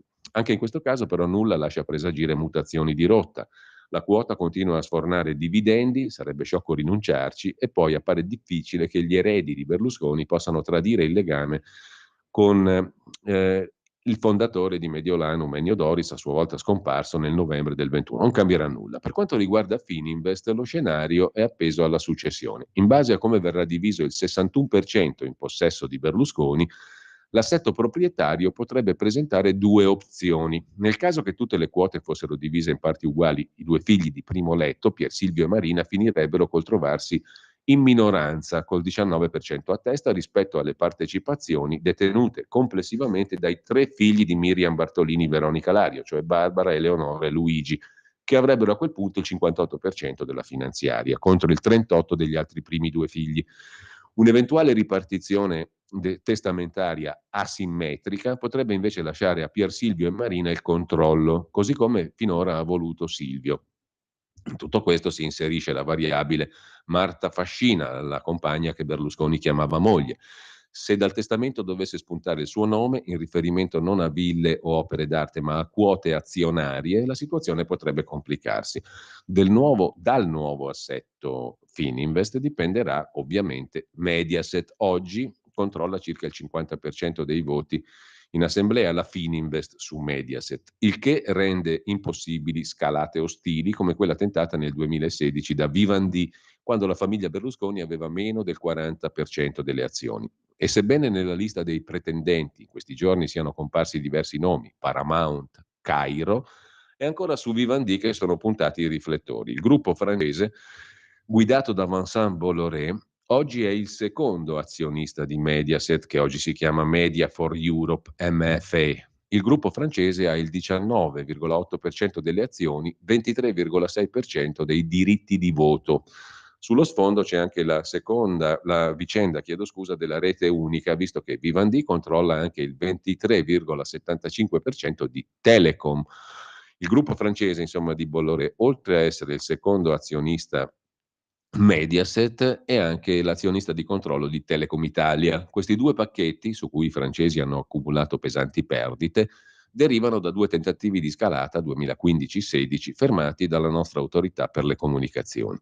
Con il gruppo di Berlusconi, dopo 5 anni di battaglie, 2 anni fa Vivendi ha fatto pace, le varie cause sono state ritirate. Vivendi ha venduto un 5% a Fininvest e si è impegnato a scendere ancora. La cosa però non è ancora avvenuta. L'impegno assunto è a un livello minimo di prezzo che non rispecchia i valori attuali. Insomma, soldi, potere e desiderio di rivalsa, conclude Sandro Iacometti, potrebbero sembrare motivi sufficienti a far rimettere in moto Vivendi, che tra l'altro sta di fatto bloccando la cessione della rete TIM, ritenendo il prezzo delle offerte troppo basso. Ma se il gruppo francese ha avuto difficoltà in passato, ne avrà ancora di più oggi. Il governo ha già fatto capire nei mesi scorsi che non si farà scrupoli, eccola qua la storiella, a usare il Golden Power per bloccare offensive straniere sulle aziende strategiche italiane. Trovarne una più strategica di quella fondata da Berlusconi è difficile. Insomma, in nome dell'italianità, eccetera, eccetera. Vedrete cosa succederà. Nel frattempo lasciamo anche libero, facciamo forse in tempo a dare un'occhiata velocissima al Riformista, il Riformista di Matteo Renzi, sostanzialmente è il giorno del dolore e del rispetto, scrive Andrea Ruggieri, che è deputato di Forza Italia, nipote di Bruno Vespa, grande amico di Berlusconi. Le polemiche sono inutili. Il Manifesto fa il solito gioco di parole, il quotidiano comunista, ovvero l'unto nazionale, non lutto, bandiera a mezz'asta in quasi tutto il paese, camere chiuse, prima di lui è stato fatto solo per i papi e i presidenti della Repubblica. L'unto del Signore, l'unto nazionale. Il Sole 24 Ore si occupa di Forza Italia, in bilancio debiti per 90 milioni 100, abbiamo letto prima, verso la famiglia Berlusconi, che ha garantito anche il partito, scrive il Sole 24 Ore, e il Foglio si occupa di Berlusconi così, col direttore Cerasa, lo hanno detestato, poi gli hanno dato ragione sulla giustizia e non solo, la vera eredità di Berlusconi e la sua trasversalità, mentre Giorgia Meloni vuole proteggere Forza Italia dalle mire di Salvini, scrive sempre il Foglio. Milano non si ferma, da Arcore a Cologno, da via Rovani al Teatro Manzoni, una passeggiata nei luoghi di Berlusconi in una città in cui piove, ma non sono lacrime. C'è un lutto tutto milanese, cioè Milano non si ferma. Scrive in prima pagina sul Foglio Salvatore Merlo, la palude del PNRR, il PPE che cerca partito, Marina Meloni, asse di necessità fra la Premier e la figlia di Berlusconi, banche, TV, e c'è anche chi sogna Luigi Berlusconi, l'ultimo figliolo, in politica, scrive il Foglio in prima pagina. Vediamo velocissimamente se Andrea Marcenaro ci fa sorridere. Il populista nazionale è deceduto, scrive Marcenaro nella sua rubrica Andrea's Version. A proposito, la definizione di populismo dell'enciclopedia Treccani è la seguente: atteggiamento ideologico che sulla base di principi e programmi genericamente ispirati al socialismo esalta in modo demagogico e velleitario il popolo come depositario di valori totalmente positivi, mescola anti-elitismo, opposizione al sistema, una retorica rivolta alle persone comuni. Siccome l'Andrea's Version volta nell'inserto, noi non ci arriviamo, la sospendiamo qua. Il Dubbio, il quotidiano degli avvocati, interpella Gaetano Pecorella, uno degli avvocati che dall'estrema sinistra andarono verso Berlusconi e fu anche uno dei suoi avvocati. Il populismo dei magistrati, i timori di Gianfranco Fini fermarono la rivoluzione di Silvio, dice Pecorella. Le riforme della giustizia vennero frenate dal protagonismo di certe procure. Pecorella l'abbiamo sentito diverse volte qui anche a Radio Libertà. Per il momento abbiamo visto un po' tutte le prime pagine, ci fermiamo un attimo. Musica e poi l'Italia da fare con Alessandro Morelli. Avete ascoltato la rassegna stampa.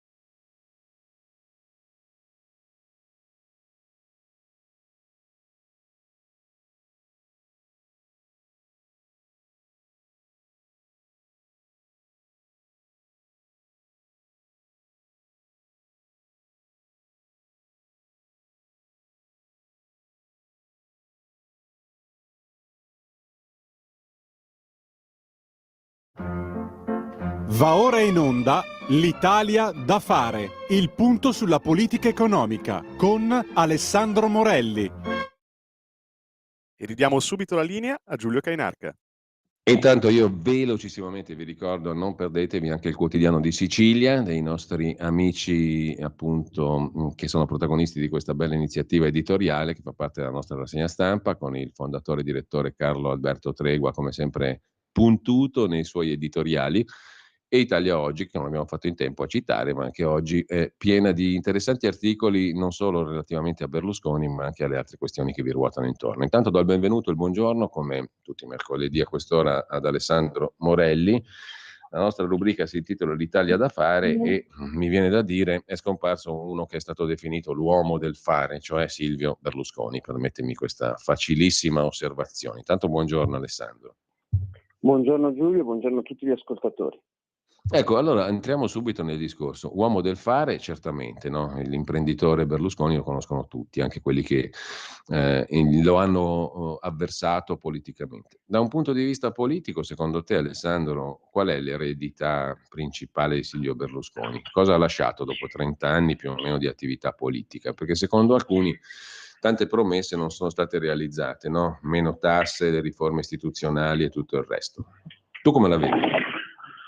Guarda, è chiaro che nella vita trentennale della politica italiana ci sono dei chiaroscuri rispetto anche agli annunci, alle aspettative che un leader può esprimere durante le campagne elettorali, durante l'inizio, il lancio della propria carriera. Ricordiamo che Forza Italia nasce con Berlusconi, vedremo come finirà dopo Berlusconi. Quindi non era un partito preesistente che si basava su delle ideologie, anzi è stato uno di quei partiti degli anni 2000, nato nel 94, proprio il cosiddetto partito leggero, no? Quelli che a differenza della Lega sostanzialmente si è basato sempre su un leaderismo molto spinto proprio sul suo capo politico. Detto questo, che cosa lascia Berlusconi?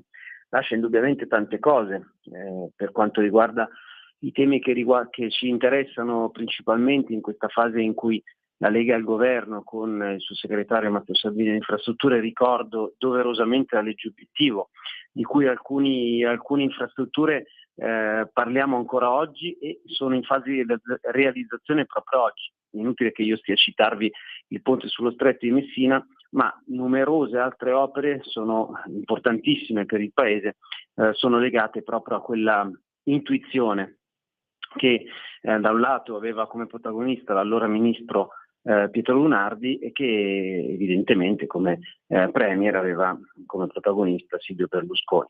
Dall'altra parte sicuramente c'erano delle aspettative rispetto a una vera e propria rivoluzione liberale che purtroppo non è pienamente avvenuta e sulla quale, come sappiamo, la Lega sta investendo molto. Penso al tema della flat tax, penso a un argomento che sta a cuore a molti italiani, anche se purtroppo è spesso sottaciuto dalla stragrande maggioranza dei media, e cioè una riforma della giustizia che sia una riforma della giustizia adeguata a dare risposte prima di tutto agli italiani che non sono magistrati, e questo insomma sarà compito nostro cercare di perseguire questo obiettivo.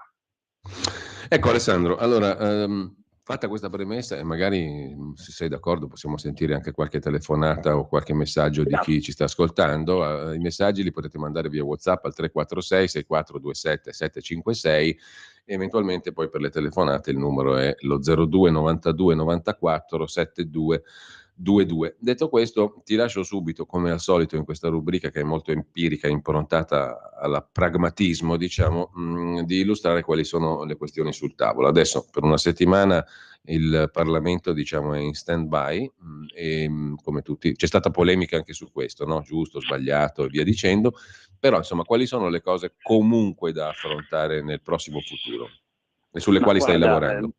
Giusto per chiudere, visto che lo hai accennato, il Parlamento rimane chiuso sostanzialmente una settimana e il governo chiaramente continua nel suo lavoro. Berlusconi, non essendo riuscito in vita a ottenere il risultato che insomma aveva ancora nel cuore, in tasca, che era quello di diventare Presidente della Repubblica, riceverà un tributo di ricordo che fosse superiore addirittura, perché appunto ai funerali di Stato di oggi parteciperanno numerose delegazioni internazionali, oltre chiaramente a tutte le istituzioni italiane e anche i dirigenti delle tante aziende che chiaramente lui ha letteralmente governato per tanti anni. Quindi Ecco, perdonami Alessandro, tu che sei giornalista fondamentalmente, oltre che nostro condirettore, e hai avuto lunga esperienza nel settore, diciamo, intravedi, perché stamattina leggendo i giornali, in questi giorni tutti discutono su cosa succederà a Mediaset, no? Che anche D'Alema aveva definito un patrimonio nazionale, un'industria culturale di interesse strategico nazionale, no? Quindi ovviamente tutti si domandano cosa succederà. Arriva Vivendi, bisogna tutelare l'italianità, arriva Cairo, arriva questo, arriva quell'altro. Tu come la vedi? Se mi permetto questa domanda perché appunto sei un profondo conoscitore del settore. Perché insomma sul tema editoria chiaramente siamo comunque sempre molto attenti come Lega e questo è sicuramente uno scossone molto importante perché insomma vediamo da che parte tirano le testate legate all'editore Cairo, quindi in particolare la 7 e il Corriere della Sera. Vediamo come sono in generale, diciamo, l'ambiente RAI che adesso stiamo cercando di riequilibrare, quindi non di letteralmente conquistare, ma semplicemente di riequilibrare, visto che da sempre è letteralmente conquistato dall'area di centrosinistra, da esponenti di centrosinistra. Ultima prova, se mai ce ne fosse bisogno, le dimissioni di Lucia Annunziata che all'annuncio dice me ne vado perché sono contro questo governo, cioè una totale assurdità, perché come sai da giornalista, caro Giulio, anzi il nostro compito è proprio quello di stare nel luogo, nel posto di lavoro, forse per segnalare proprio quelle che sono le criticità legate anche a un governo che non si condivide, nel quale non si condividono le idee. Quindi ha palesato in maniera plastica il fatto che non solo non si sentiva a casa propria, ma che proprio ha delle posizioni antigovernative. Vedremo il suo futuro politico probabilmente, come qualcuno sta annunciando. Ma il dato vero è che oggi, insomma, se ci fosse questa vendita, che non è ancora scritta sui libri, ma certo, annunciata praticamente a strombattuto da tutti i giornali, da tutti i media, questo potrà chiaramente cambiare ulteriormente gli equilibri, perché se è vero come è vero che da editore Berlusconi ha fatto sicuramente ha fatto pesare il proprio peso, la propria forza anche nell'ambito dell'editoria, c'è da riconoscere che oggettivamente ha utilizzato Mediaset in particolare come imprenditore. Tanto che insomma una delle lamentele che abbiamo sentito tante volte durante le feste della Lega a cui siamo andati sono state legate proprio ad alcuni importantissimi nomi delle TV di Berlusconi che non hanno mai fatto segreto di essere di sinistra, o anzi hanno proprio posto sul tavolo della televisione italiana dei temi di sinistra, e stare a citare Zelig e tanti altri, che appunto nomi ultra noti che sono cresciuti grazie alle aziende di Berlusconi, pensiamo a Saviano con la Mondadori, e che però insomma diciamo non proprio sono dalla parte del centrodestra. Dunque per venire alla tua domanda, chiaramente potranno cambiare gli equilibri dell'editoria italiana.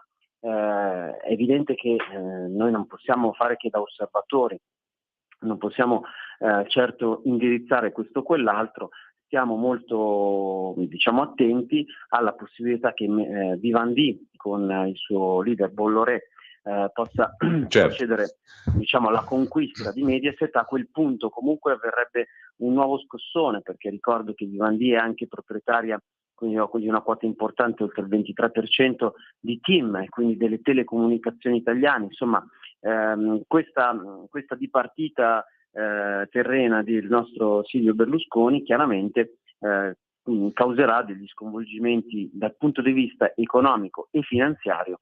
Ecco, Alessandro, politicamente è giusto ipotizzare il ricorso alla cosiddetta Golden Power, cioè ritenuto che sia un'attività strategica di interesse nazionale anche Mediaset e le sue reti televisive, sbarriamo la strada allo straniero, in questo caso Vivendi, e invece favoriamo un imprenditore italiano.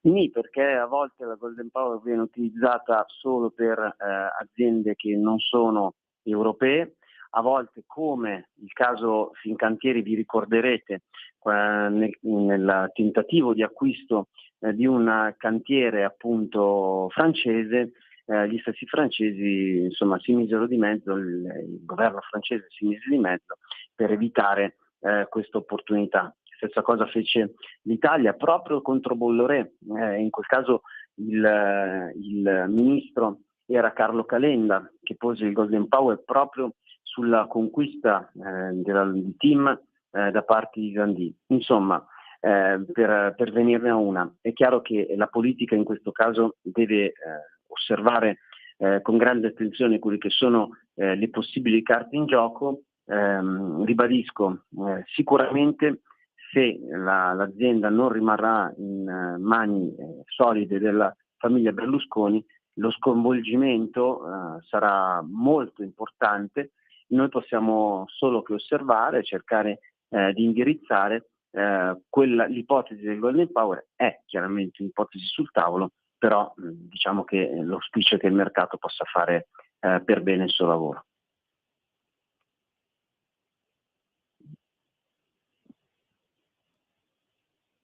Giulio, non ti sentiamo.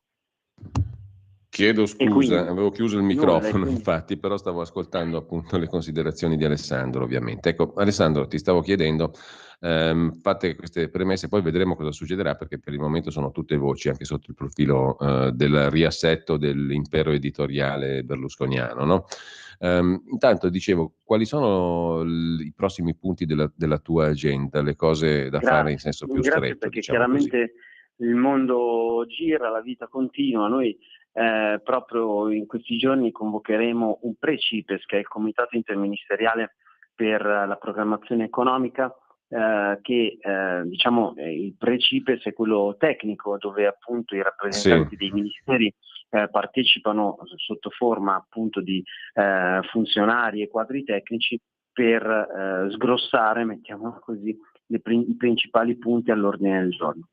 In questo caso abbiamo delle informative molto importanti che riguardano proprio il Ministero delle Infrastrutture e in particolare l'aggiornamento del contratto di programma di Rete Ferroviaria Italiana, cioè investimenti ferroviari che verranno posti in essere nei prossimi anni. Stiamo parlando anche in questo caso di parecchi miliardi di euro, investimenti che sono fondamentali per non solo mantenere adeguato il servizio per quanto riguarda il servizio ferroviario, ma anche per aumentare i servizi per gli italiani, sia dal punto di vista del turismo, degli spostamenti dei singoli, sia per quanto riguarda l'alta capacità. E su questo abbiamo svolto un convegno proprio la scorsa settimana, venerdì, a Verona, con l'assessore Elisa De Berti, protagonista, assessore alle infrastrutture della Regione Veneto, che ha ribadito come non solo il Veneto, ma anche proprio la città di Verona saranno un punto nevralgico con lo sviluppo della rete ferroviaria, perché come sappiamo Verona, come dicevo, è un crocevia fondamentale per l'arrivo delle merci, lo stoccaggio, il riassemblaggio dei treni e la possibilità che questi treni vadano verso il Brennero, quindi vadano verso tutta Europa. Quindi Verona diventa veramente il crocevia italiano, assieme a Padova e in futuro allo snodo di Milano, legato chiaramente al porto di Genova, quindi nella direttrice verso la Svizzera, di tutti i prodotti che dall'Italia e in particolare dal nord Italia e dalla Padania andranno verso tutta Europa. Bene, per quanto concerne invece l'altro capitolo, ne avevamo parlato l'altra volta, il discorso del ponte sullo stretto di Messina, no? Qualcuno oggi ricordava tra i lasciti di Berlusconi anche questa idea del ponte che è stata ripresa in maniera efficace e fattiva, diciamo, appunto sotto la guida di Salvini. Il Ministero delle Infrastrutture ha messo in pista questo progetto. Ci sono novità? Sì, è stato costituito il CDA della società. Salvini sta correndo veramente, sta facendo uno sprint eccezionale dopo decenni di detto e non detto, di praticato e non praticato, sostanzialmente non solo, come sapete, è stata approvata la norma da parte del Parlamento per addivenire appunto alla realizzazione del ponte, ma a seguito di quella norma è stata costituita la società e quindi ora siamo nella fase veramente operativa per quanto riguarda il tema dei bandi, la scommessa di Salvini di aprire i cantieri nella prossima estate, quindi siamo veramente per una opera così importante, insomma tutti quanti lo possiamo capire, con dei tempi record, dopo appunto un ritardo storico che ha fatto, in questo caso sì, dovrebbe far vergognare la politica italiana, perché il ponte sullo Stretto è stato visto come una grande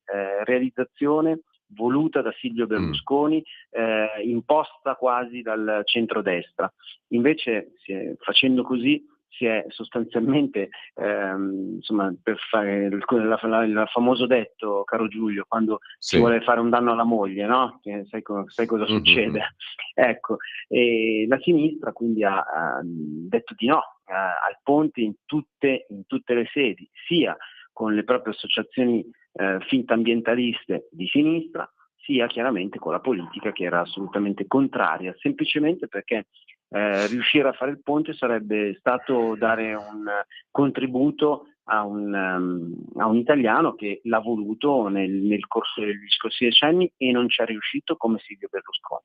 Oggi abbiamo Matteo Salvini che un passo alla volta, con grande velocità, sta riuscendo ad ottenere dei risultati che nel corso degli ultimi 30 anni non erano stati ottenuti. Allora, c'è Maurizio che via WhatsApp nota con disgusto quello che anche tu hai evidenziato sulla tua pagina Facebook, Alessandro. Non c'è fine al peggio. Ad Arcore il Circolo Arci che organizza la festa per la morte di Berlusconi. Fate girare il filmato, dice Maurizio, mentre c'è un ascoltatore in attesa in linea allo 02 92 94 7222. Pronto? Pronto, buongiorno, chiamo da Trieste. Io volevo chiedere una cosa sulle elezioni europee, prossime elezioni europee, perché Forza Italia e Fratelli d'Italia vanno da una parte e la Lega va dall'altra. Perché? Perché la Lega è con alternative Forza Deutschland e l'Assemblea Internazionale. Allora io dico, a questo punto ci ritroveremo la Ursula von der Leyen. Io credo che le destre devono unirsi per vincere queste elezioni, che tutti quanti stanno appunto pensando che l'ultima spiaggia. Bene. Grazie al nostro ascoltatore. In effetti anche la riorganizzazione delle alleanze in chiave europea è uno degli argomenti, no? Il PPE, il ruolo di Forza Italia, di Giorgia Meloni e della Lega. Alessandro.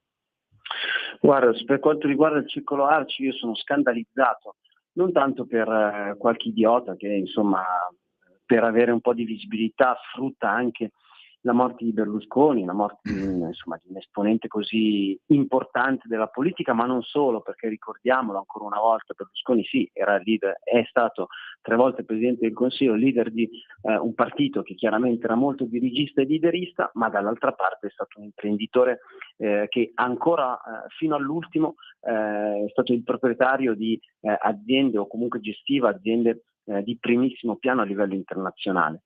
Quindi sono scandalizzato non, dicevo, tanto da qualche idiota che cerca visibilità, ma dal gruppo Arci, perché ricordiamoci che i singoli circoli si affiliano a un grande gruppo, che è quello dell'Arci, che diciamo offre un ombrello che permette chiaramente, come sappiamo, anche una particolari agevolazioni rispetto burocratiche e non solo, anzi magari fareste un buon servizio secondo me, Giulio, se descriveste quali sono le opportunità che hanno i vari circoli una volta che si riescono a affiliare alla grande mamma Arci. Sarebbe interessante chiamarli questi signori per capire insomma anche le loro ragioni. Comunque giusto qualche suggerimento all'amico direttore. Sì. E sono scandalizzato dall'Arci, che ancora non si è espressa e non espelle questo circolo. Questo devono fare per segnalare come appunto quantomeno di fronte alla morte di una persona ci sia il rispetto di mamma Arci e non del singolo idiota.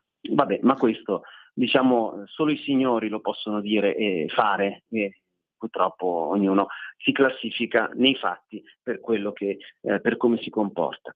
Sul tema chiaramente delle europee, il tavolo è come potete immaginare, evidentemente ancora aperto, c'è una fase di discussione. Concordo logicamente che una grande coalizione di centrodestra possa essere quella, anzi debba essere quella che vincerà le prossime elezioni europee, per veramente cambiare a questo punto anche il modello che in Europa governa oramai da troppi anni. Sottolineo che la bacchetta magica non esiste, lo stiamo vivendo in questi pochi mesi, perché poi sembra che questo governo sia in carica da decenni. Ricordiamoci che questo governo è in carica da meno di un anno, e che in questo anno non solo sta avvenendo un po' di tutto, ma dall'altra parte dobbiamo convivere con una situazione di governo della macchina, mettiamola così in maniera molto diplomatica, che non sempre è perfettamente coerente con le nostre aspirazioni. Eppure, come dicevamo, i risultati li stiamo portando a casa, per esempio il ponte sullo Stretto e non solo. Quindi il percorso è un percorso che è ancora assolutamente aperto. Anche la dipartita di Berlusconi potrebbe variare insomma, le carte in tavola. Sì. Speriamo logicamente che ci sia una quadra.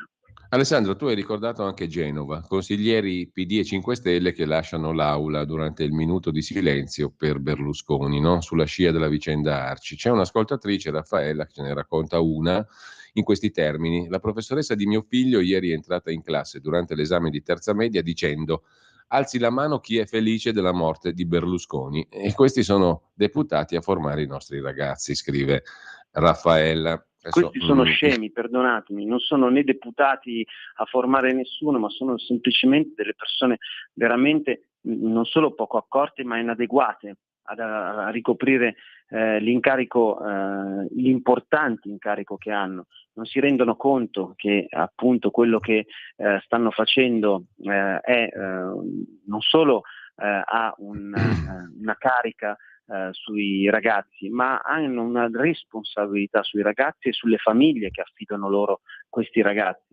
Dunque è chiaro che su una platea di decine di migliaia di persone intelligenti, che magari non la pensano e non l'hanno mai pensata come Berlusconi, magari persino l'hanno odiato Berlusconi dal punto di vista politico, ma che giustamente in un momento come questo hanno fatto la loro, cioè ce ne sono stati in totale silenzio. Beh, di fronte a una platea di così tante migliaia di persone è evidente che qualche personaggio abietto ci sia. Lo dobbiamo considerare come un fatto statistico, ma questa cosa andrebbe segnalata chiaramente al Ministero dell'Istruzione. Io ve lo suggerisco vivamente. Allora Alessandro, abbiamo il tempo per un'ultima telefonata in diretta. Pronto? Pronto, Padania Libera, ciao Giulio. Buongiorno a te. Senti, volevo dire a Morelli che io ho la stessa età di Berlusconi, anzi 5 giorni in più, perché io sono nata il 4 di novembre, San Francesco, ma sempre del 36. E siamo in tanti che siamo in paura, diciamo, perché diciamo che è il nostro anno da andare. Non è che io ho mai votato Berlusconi, però dico che Berlusconi è stato perlomeno un italiano, cose che certi patrioti stanno dimenticando. Volevo dire un'altra cosa, che Berlusconi ha fatto cose sbagliate, ha fatto cose giuste. Noi ne sappiamo più di voi perché abitando vicino al Milanello sappiamo tante cose, vabbè. Ma comunque continuiamo a dire che lui ha fatto tante cose per l'Italia, perché se era tremendo come era, pensava più alla sua salute che all'Italia. Lui Bene, grazie. Allora italianità, questa parola magica, Alessandro, cosa vuol dire? Poi bisogna capirlo volta per volta. Ti faccio un'ultima però domanda relativa all'attualità. Domani in Consiglio dei Ministri, se non sbaglio, la riforma della giustizia prende corpo inizia a camminare, la riforma targata Nordio, giornalisticamente in maniera un po' così grossolana presentata come un omaggio a Berlusconi. Adesso credo che possa essere più un omaggio al popolo italiano, che di riforma della giustizia ne avrebbe bisogno per produrre e per evitare guasti come le carcerazioni ingiuste, per esempio.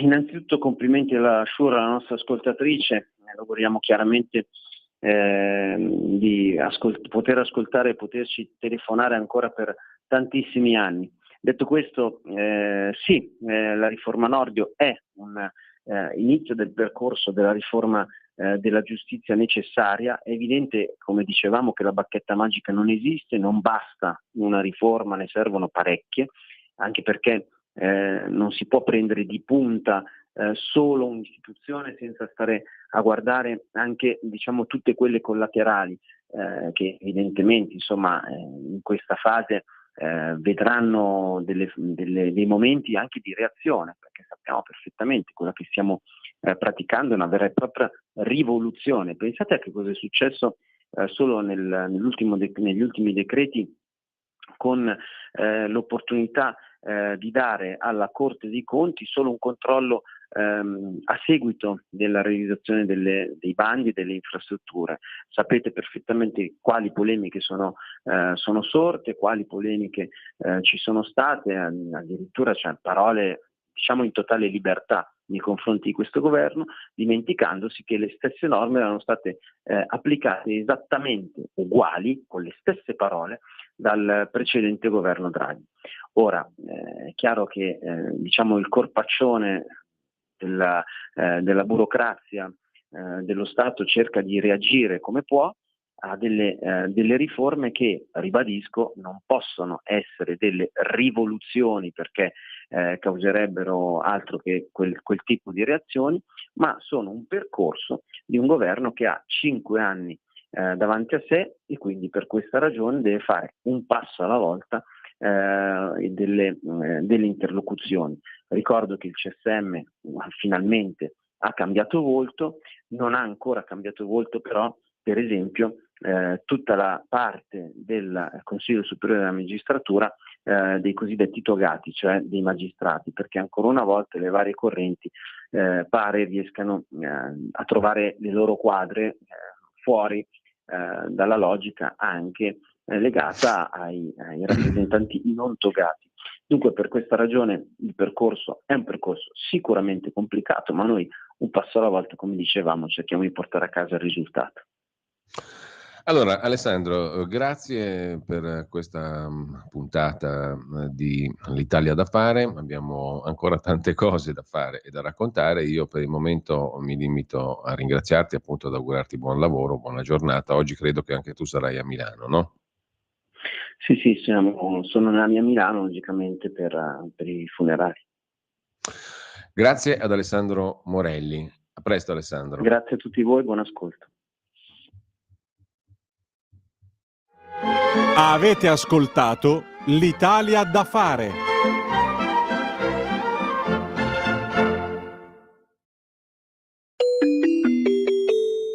Qui Parlamento. Grazie Presidente, ma da parte nostra non c'è assolutamente alcuna volontà di mettere il bavaglio al Movimento 5 Stelle e alle forze dell'opposizione, perché più aprono bocca, più rilasciano dichiarazioni, più aumentiamo i voti come centrodestra, e quindi ci può soltanto che far piacere ascoltare le loro dichiarazioni, tra l'altro totalmente decontestualizzate da questo decreto, perché mentre l'opposizione parla mi sono segnato alcune espressioni di manganello, autonomia, antimafia, giovani, cultura e conflitto di interesse. Si sono dimenticati un piccolo dettaglio, che questo decreto praticamente porta in dote lo sblocco di 3.000 nuovi posti di lavoro nella pubblica amministrazione. Capisco che ancora magari non ci sia ripresi dalla dura sconfitta delle ultime elezioni amministrative, che tra l'altro sono state un duro colpo per il famoso campo largo composto dal Movimento 5 Stelle, Partito Democratico e dalla sinistra radicale, ma questo sicuramente non giustifica un'assoluta non conoscenza dell'importanza della contenutistica di questo provvedimento, che va nella direzione sostanzialmente di semplificare la pubblica amministrazione e di immettere nella PA quel personale necessario per velocizzare, per sbloccare, per aumentare la capacità di investimento del nostro paese e di produrre, grazie all'effetto filiere moltiplicatore, migliaia di posti di lavoro, perché se la pubblica amministrazione è più veloce nello sblocco di lavori, è automatico e va da sé che automaticamente si creano tantissimi posti di lavoro. Ecco qual è la nostra mentalità: non avere la pubblica amministrazione che blocca tutto, ma avere una pubblica amministrazione amica dei territori, amica dell'iniziativa privata, in grado di far crescere l'economia nazionale della nostra nazione, come tra l'altro, lo faccio sommessamente presente, per il suo tramite Presidente all'opposizione, l'economia del nostro paese è in forte crescita in questo primo trimestre, alla faccia dei gufi che speravano in un fallimento della nostra nazione. Ma andiamo avanti.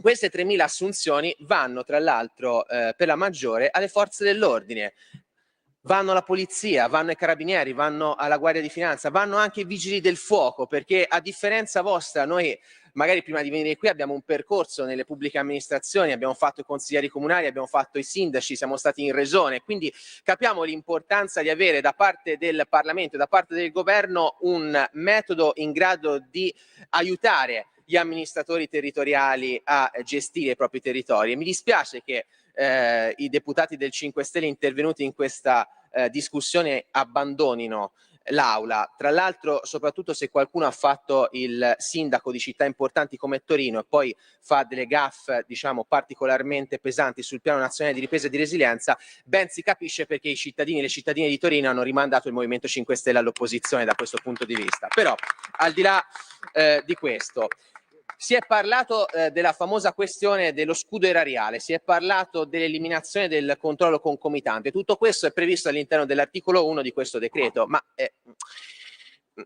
prima di entrare nel merito di questi due temi, che rientrano tra l'altro nella logica di voler accelerare la messa a terra delle opere del Piano Nazionale di Ripresa e di Resilienza, perché qui in questa maggioranza nessuno è contrario al PNRR, anzi, quando c'è stato il momento della trattativa con le istituzioni comunitarie, tutti noi abbiamo fatto il tifo per l'Italia a prescindere dalle appartenenze politiche, a differenza dell'opposizione attuale che spera in un fallimento della nostra Repubblica. E questa è la differenza sostanzialmente tra noi e voi, cioè noi, a prescindere dalle opinioni politiche e a prescindere dai ruoli, anche quando siamo all'opposizione, tifiamo sempre per la nostra nazione. Voi invece, quando al governo c'è il centrodestra, tifate per il fallimento del nostro territorio e della nostra Repubblica.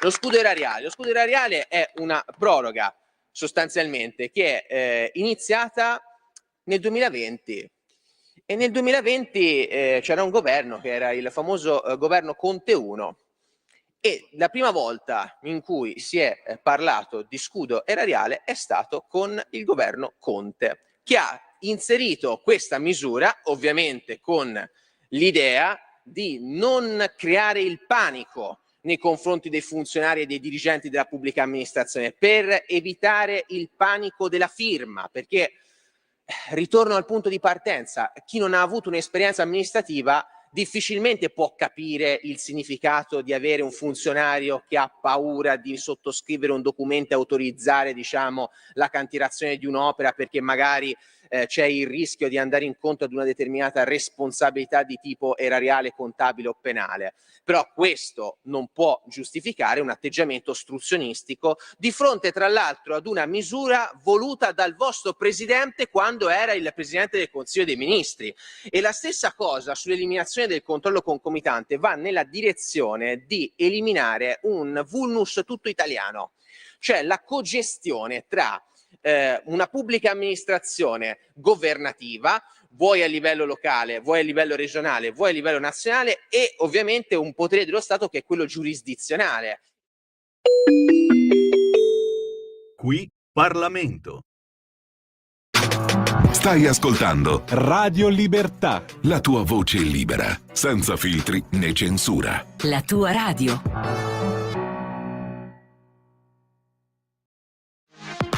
La tua radio è ascoltabile anche con la televisione in digitale. Sul telecomando della televisione digitale o del tuo ricevitore digitale puoi scegliere se vedere la TV o ascoltare la radio. Risintonizza i canali radio e troverai anche Radio Libertà, canale 252.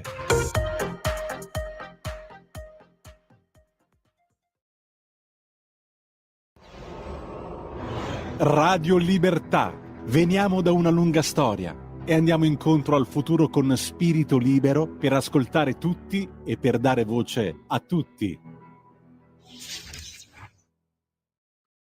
Radio Libertà vi faremo ora ascoltare e vedere, se siete con la TV accesa sul canale 252, dal Senato della Repubblica delle interessanti audizioni di martedì 6 giugno 2023 sull'attuazione dell'autonomia differenziata delle regioni a statuto ordinario. Quindi buon ascolto. Oggi concludiamo il ciclo di audizioni sul tema dell'autonomia. Questo va messo via. Allora, ringrazio il ministro Calderoli che ha seguito le nostre audizioni fin dall'inizio e ringrazio i nostri ospiti che hanno accettato il nostro invito per rendere le loro opinioni, le loro osservazioni su questo importante tema che stiamo affrontando in commissione.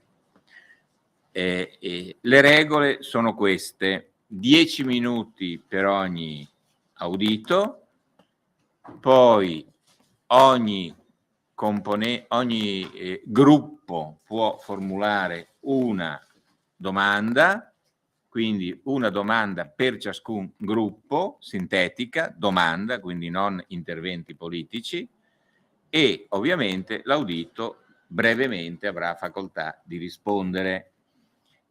Segnalo che con questo ultimo blocco superiamo i 60 auditi, quindi credo che abbiamo fatto un lavoro importante e abbiamo prodotto veramente molti spunti di riflessione che poi ovviamente verranno esaminati nel corso della discussione generale dalla nostra commissione. Ho il piacere e l'onore di salutare la Presidente Anna Finocchiaro, che ricordo come un capogruppo straordinario, ahimè, di un partito, diciamo, nei confronti del quale io mi sono sempre trovato dall'altra parte della sponda, ma voglio davvero cogliere l'occasione oggi di averla nostra ospite, non solo perché la rivedo con molto piacere, ma perché insomma un politico della sua qualità, devo dirlo, ne ho conosciuti veramente pochi. Quindi prego, 10 minuti, Presidente Finocchiaro.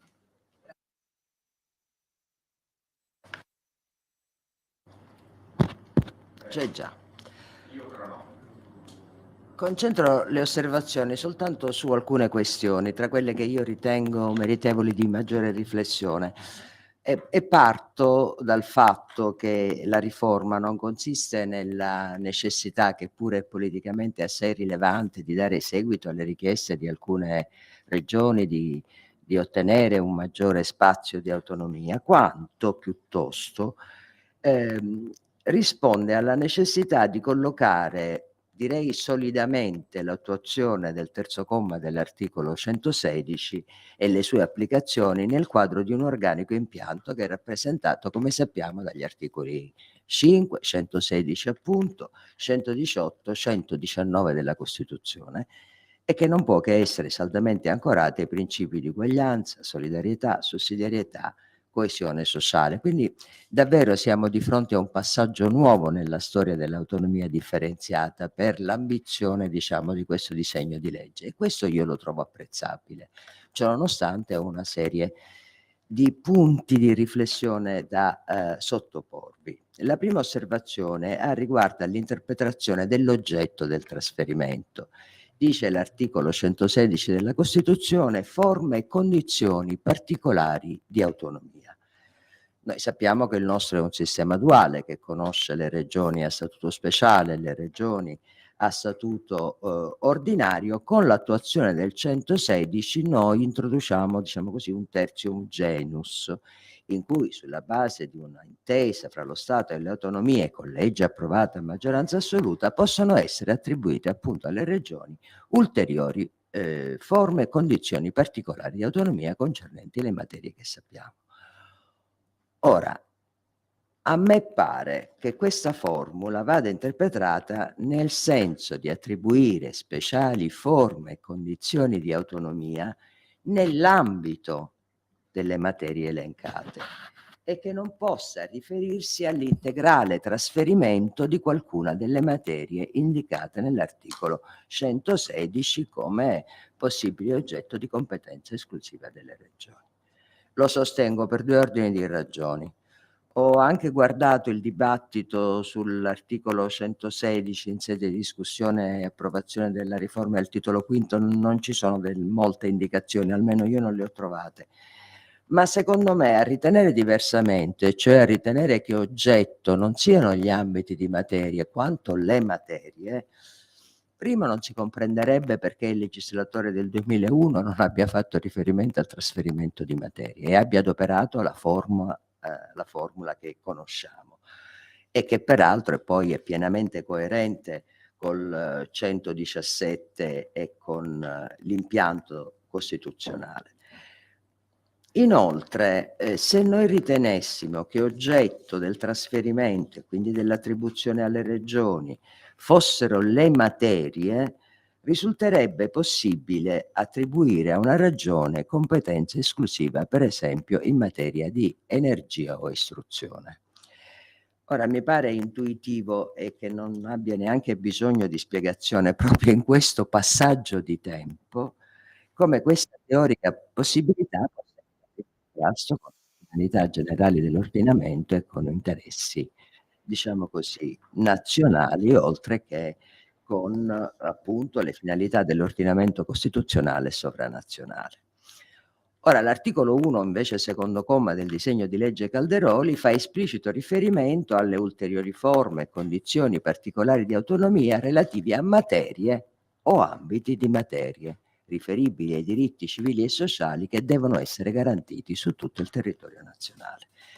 Peraltro questa formula riprende testualmente il comma 791 della legge di bilancio, che già aveva dato un'interpretazione estensiva, secondo il mio avviso, un'interpretazione estensiva di quella formula del 116. La seconda osservazione che intendo fare, e che è strettamente poi connessa alla prima quanto ai suoi effetti, riguarda il ruolo del Parlamento nel procedimento di approvazione della legge, che come sappiamo appunto è da adottarsi a maggioranza assoluta, previa intesa tra Stato e Regione interessata, acquisito il parere degli enti locali coinvolti e nel rispetto dei principi di cui all'articolo 119 in tema di autonomia finanziaria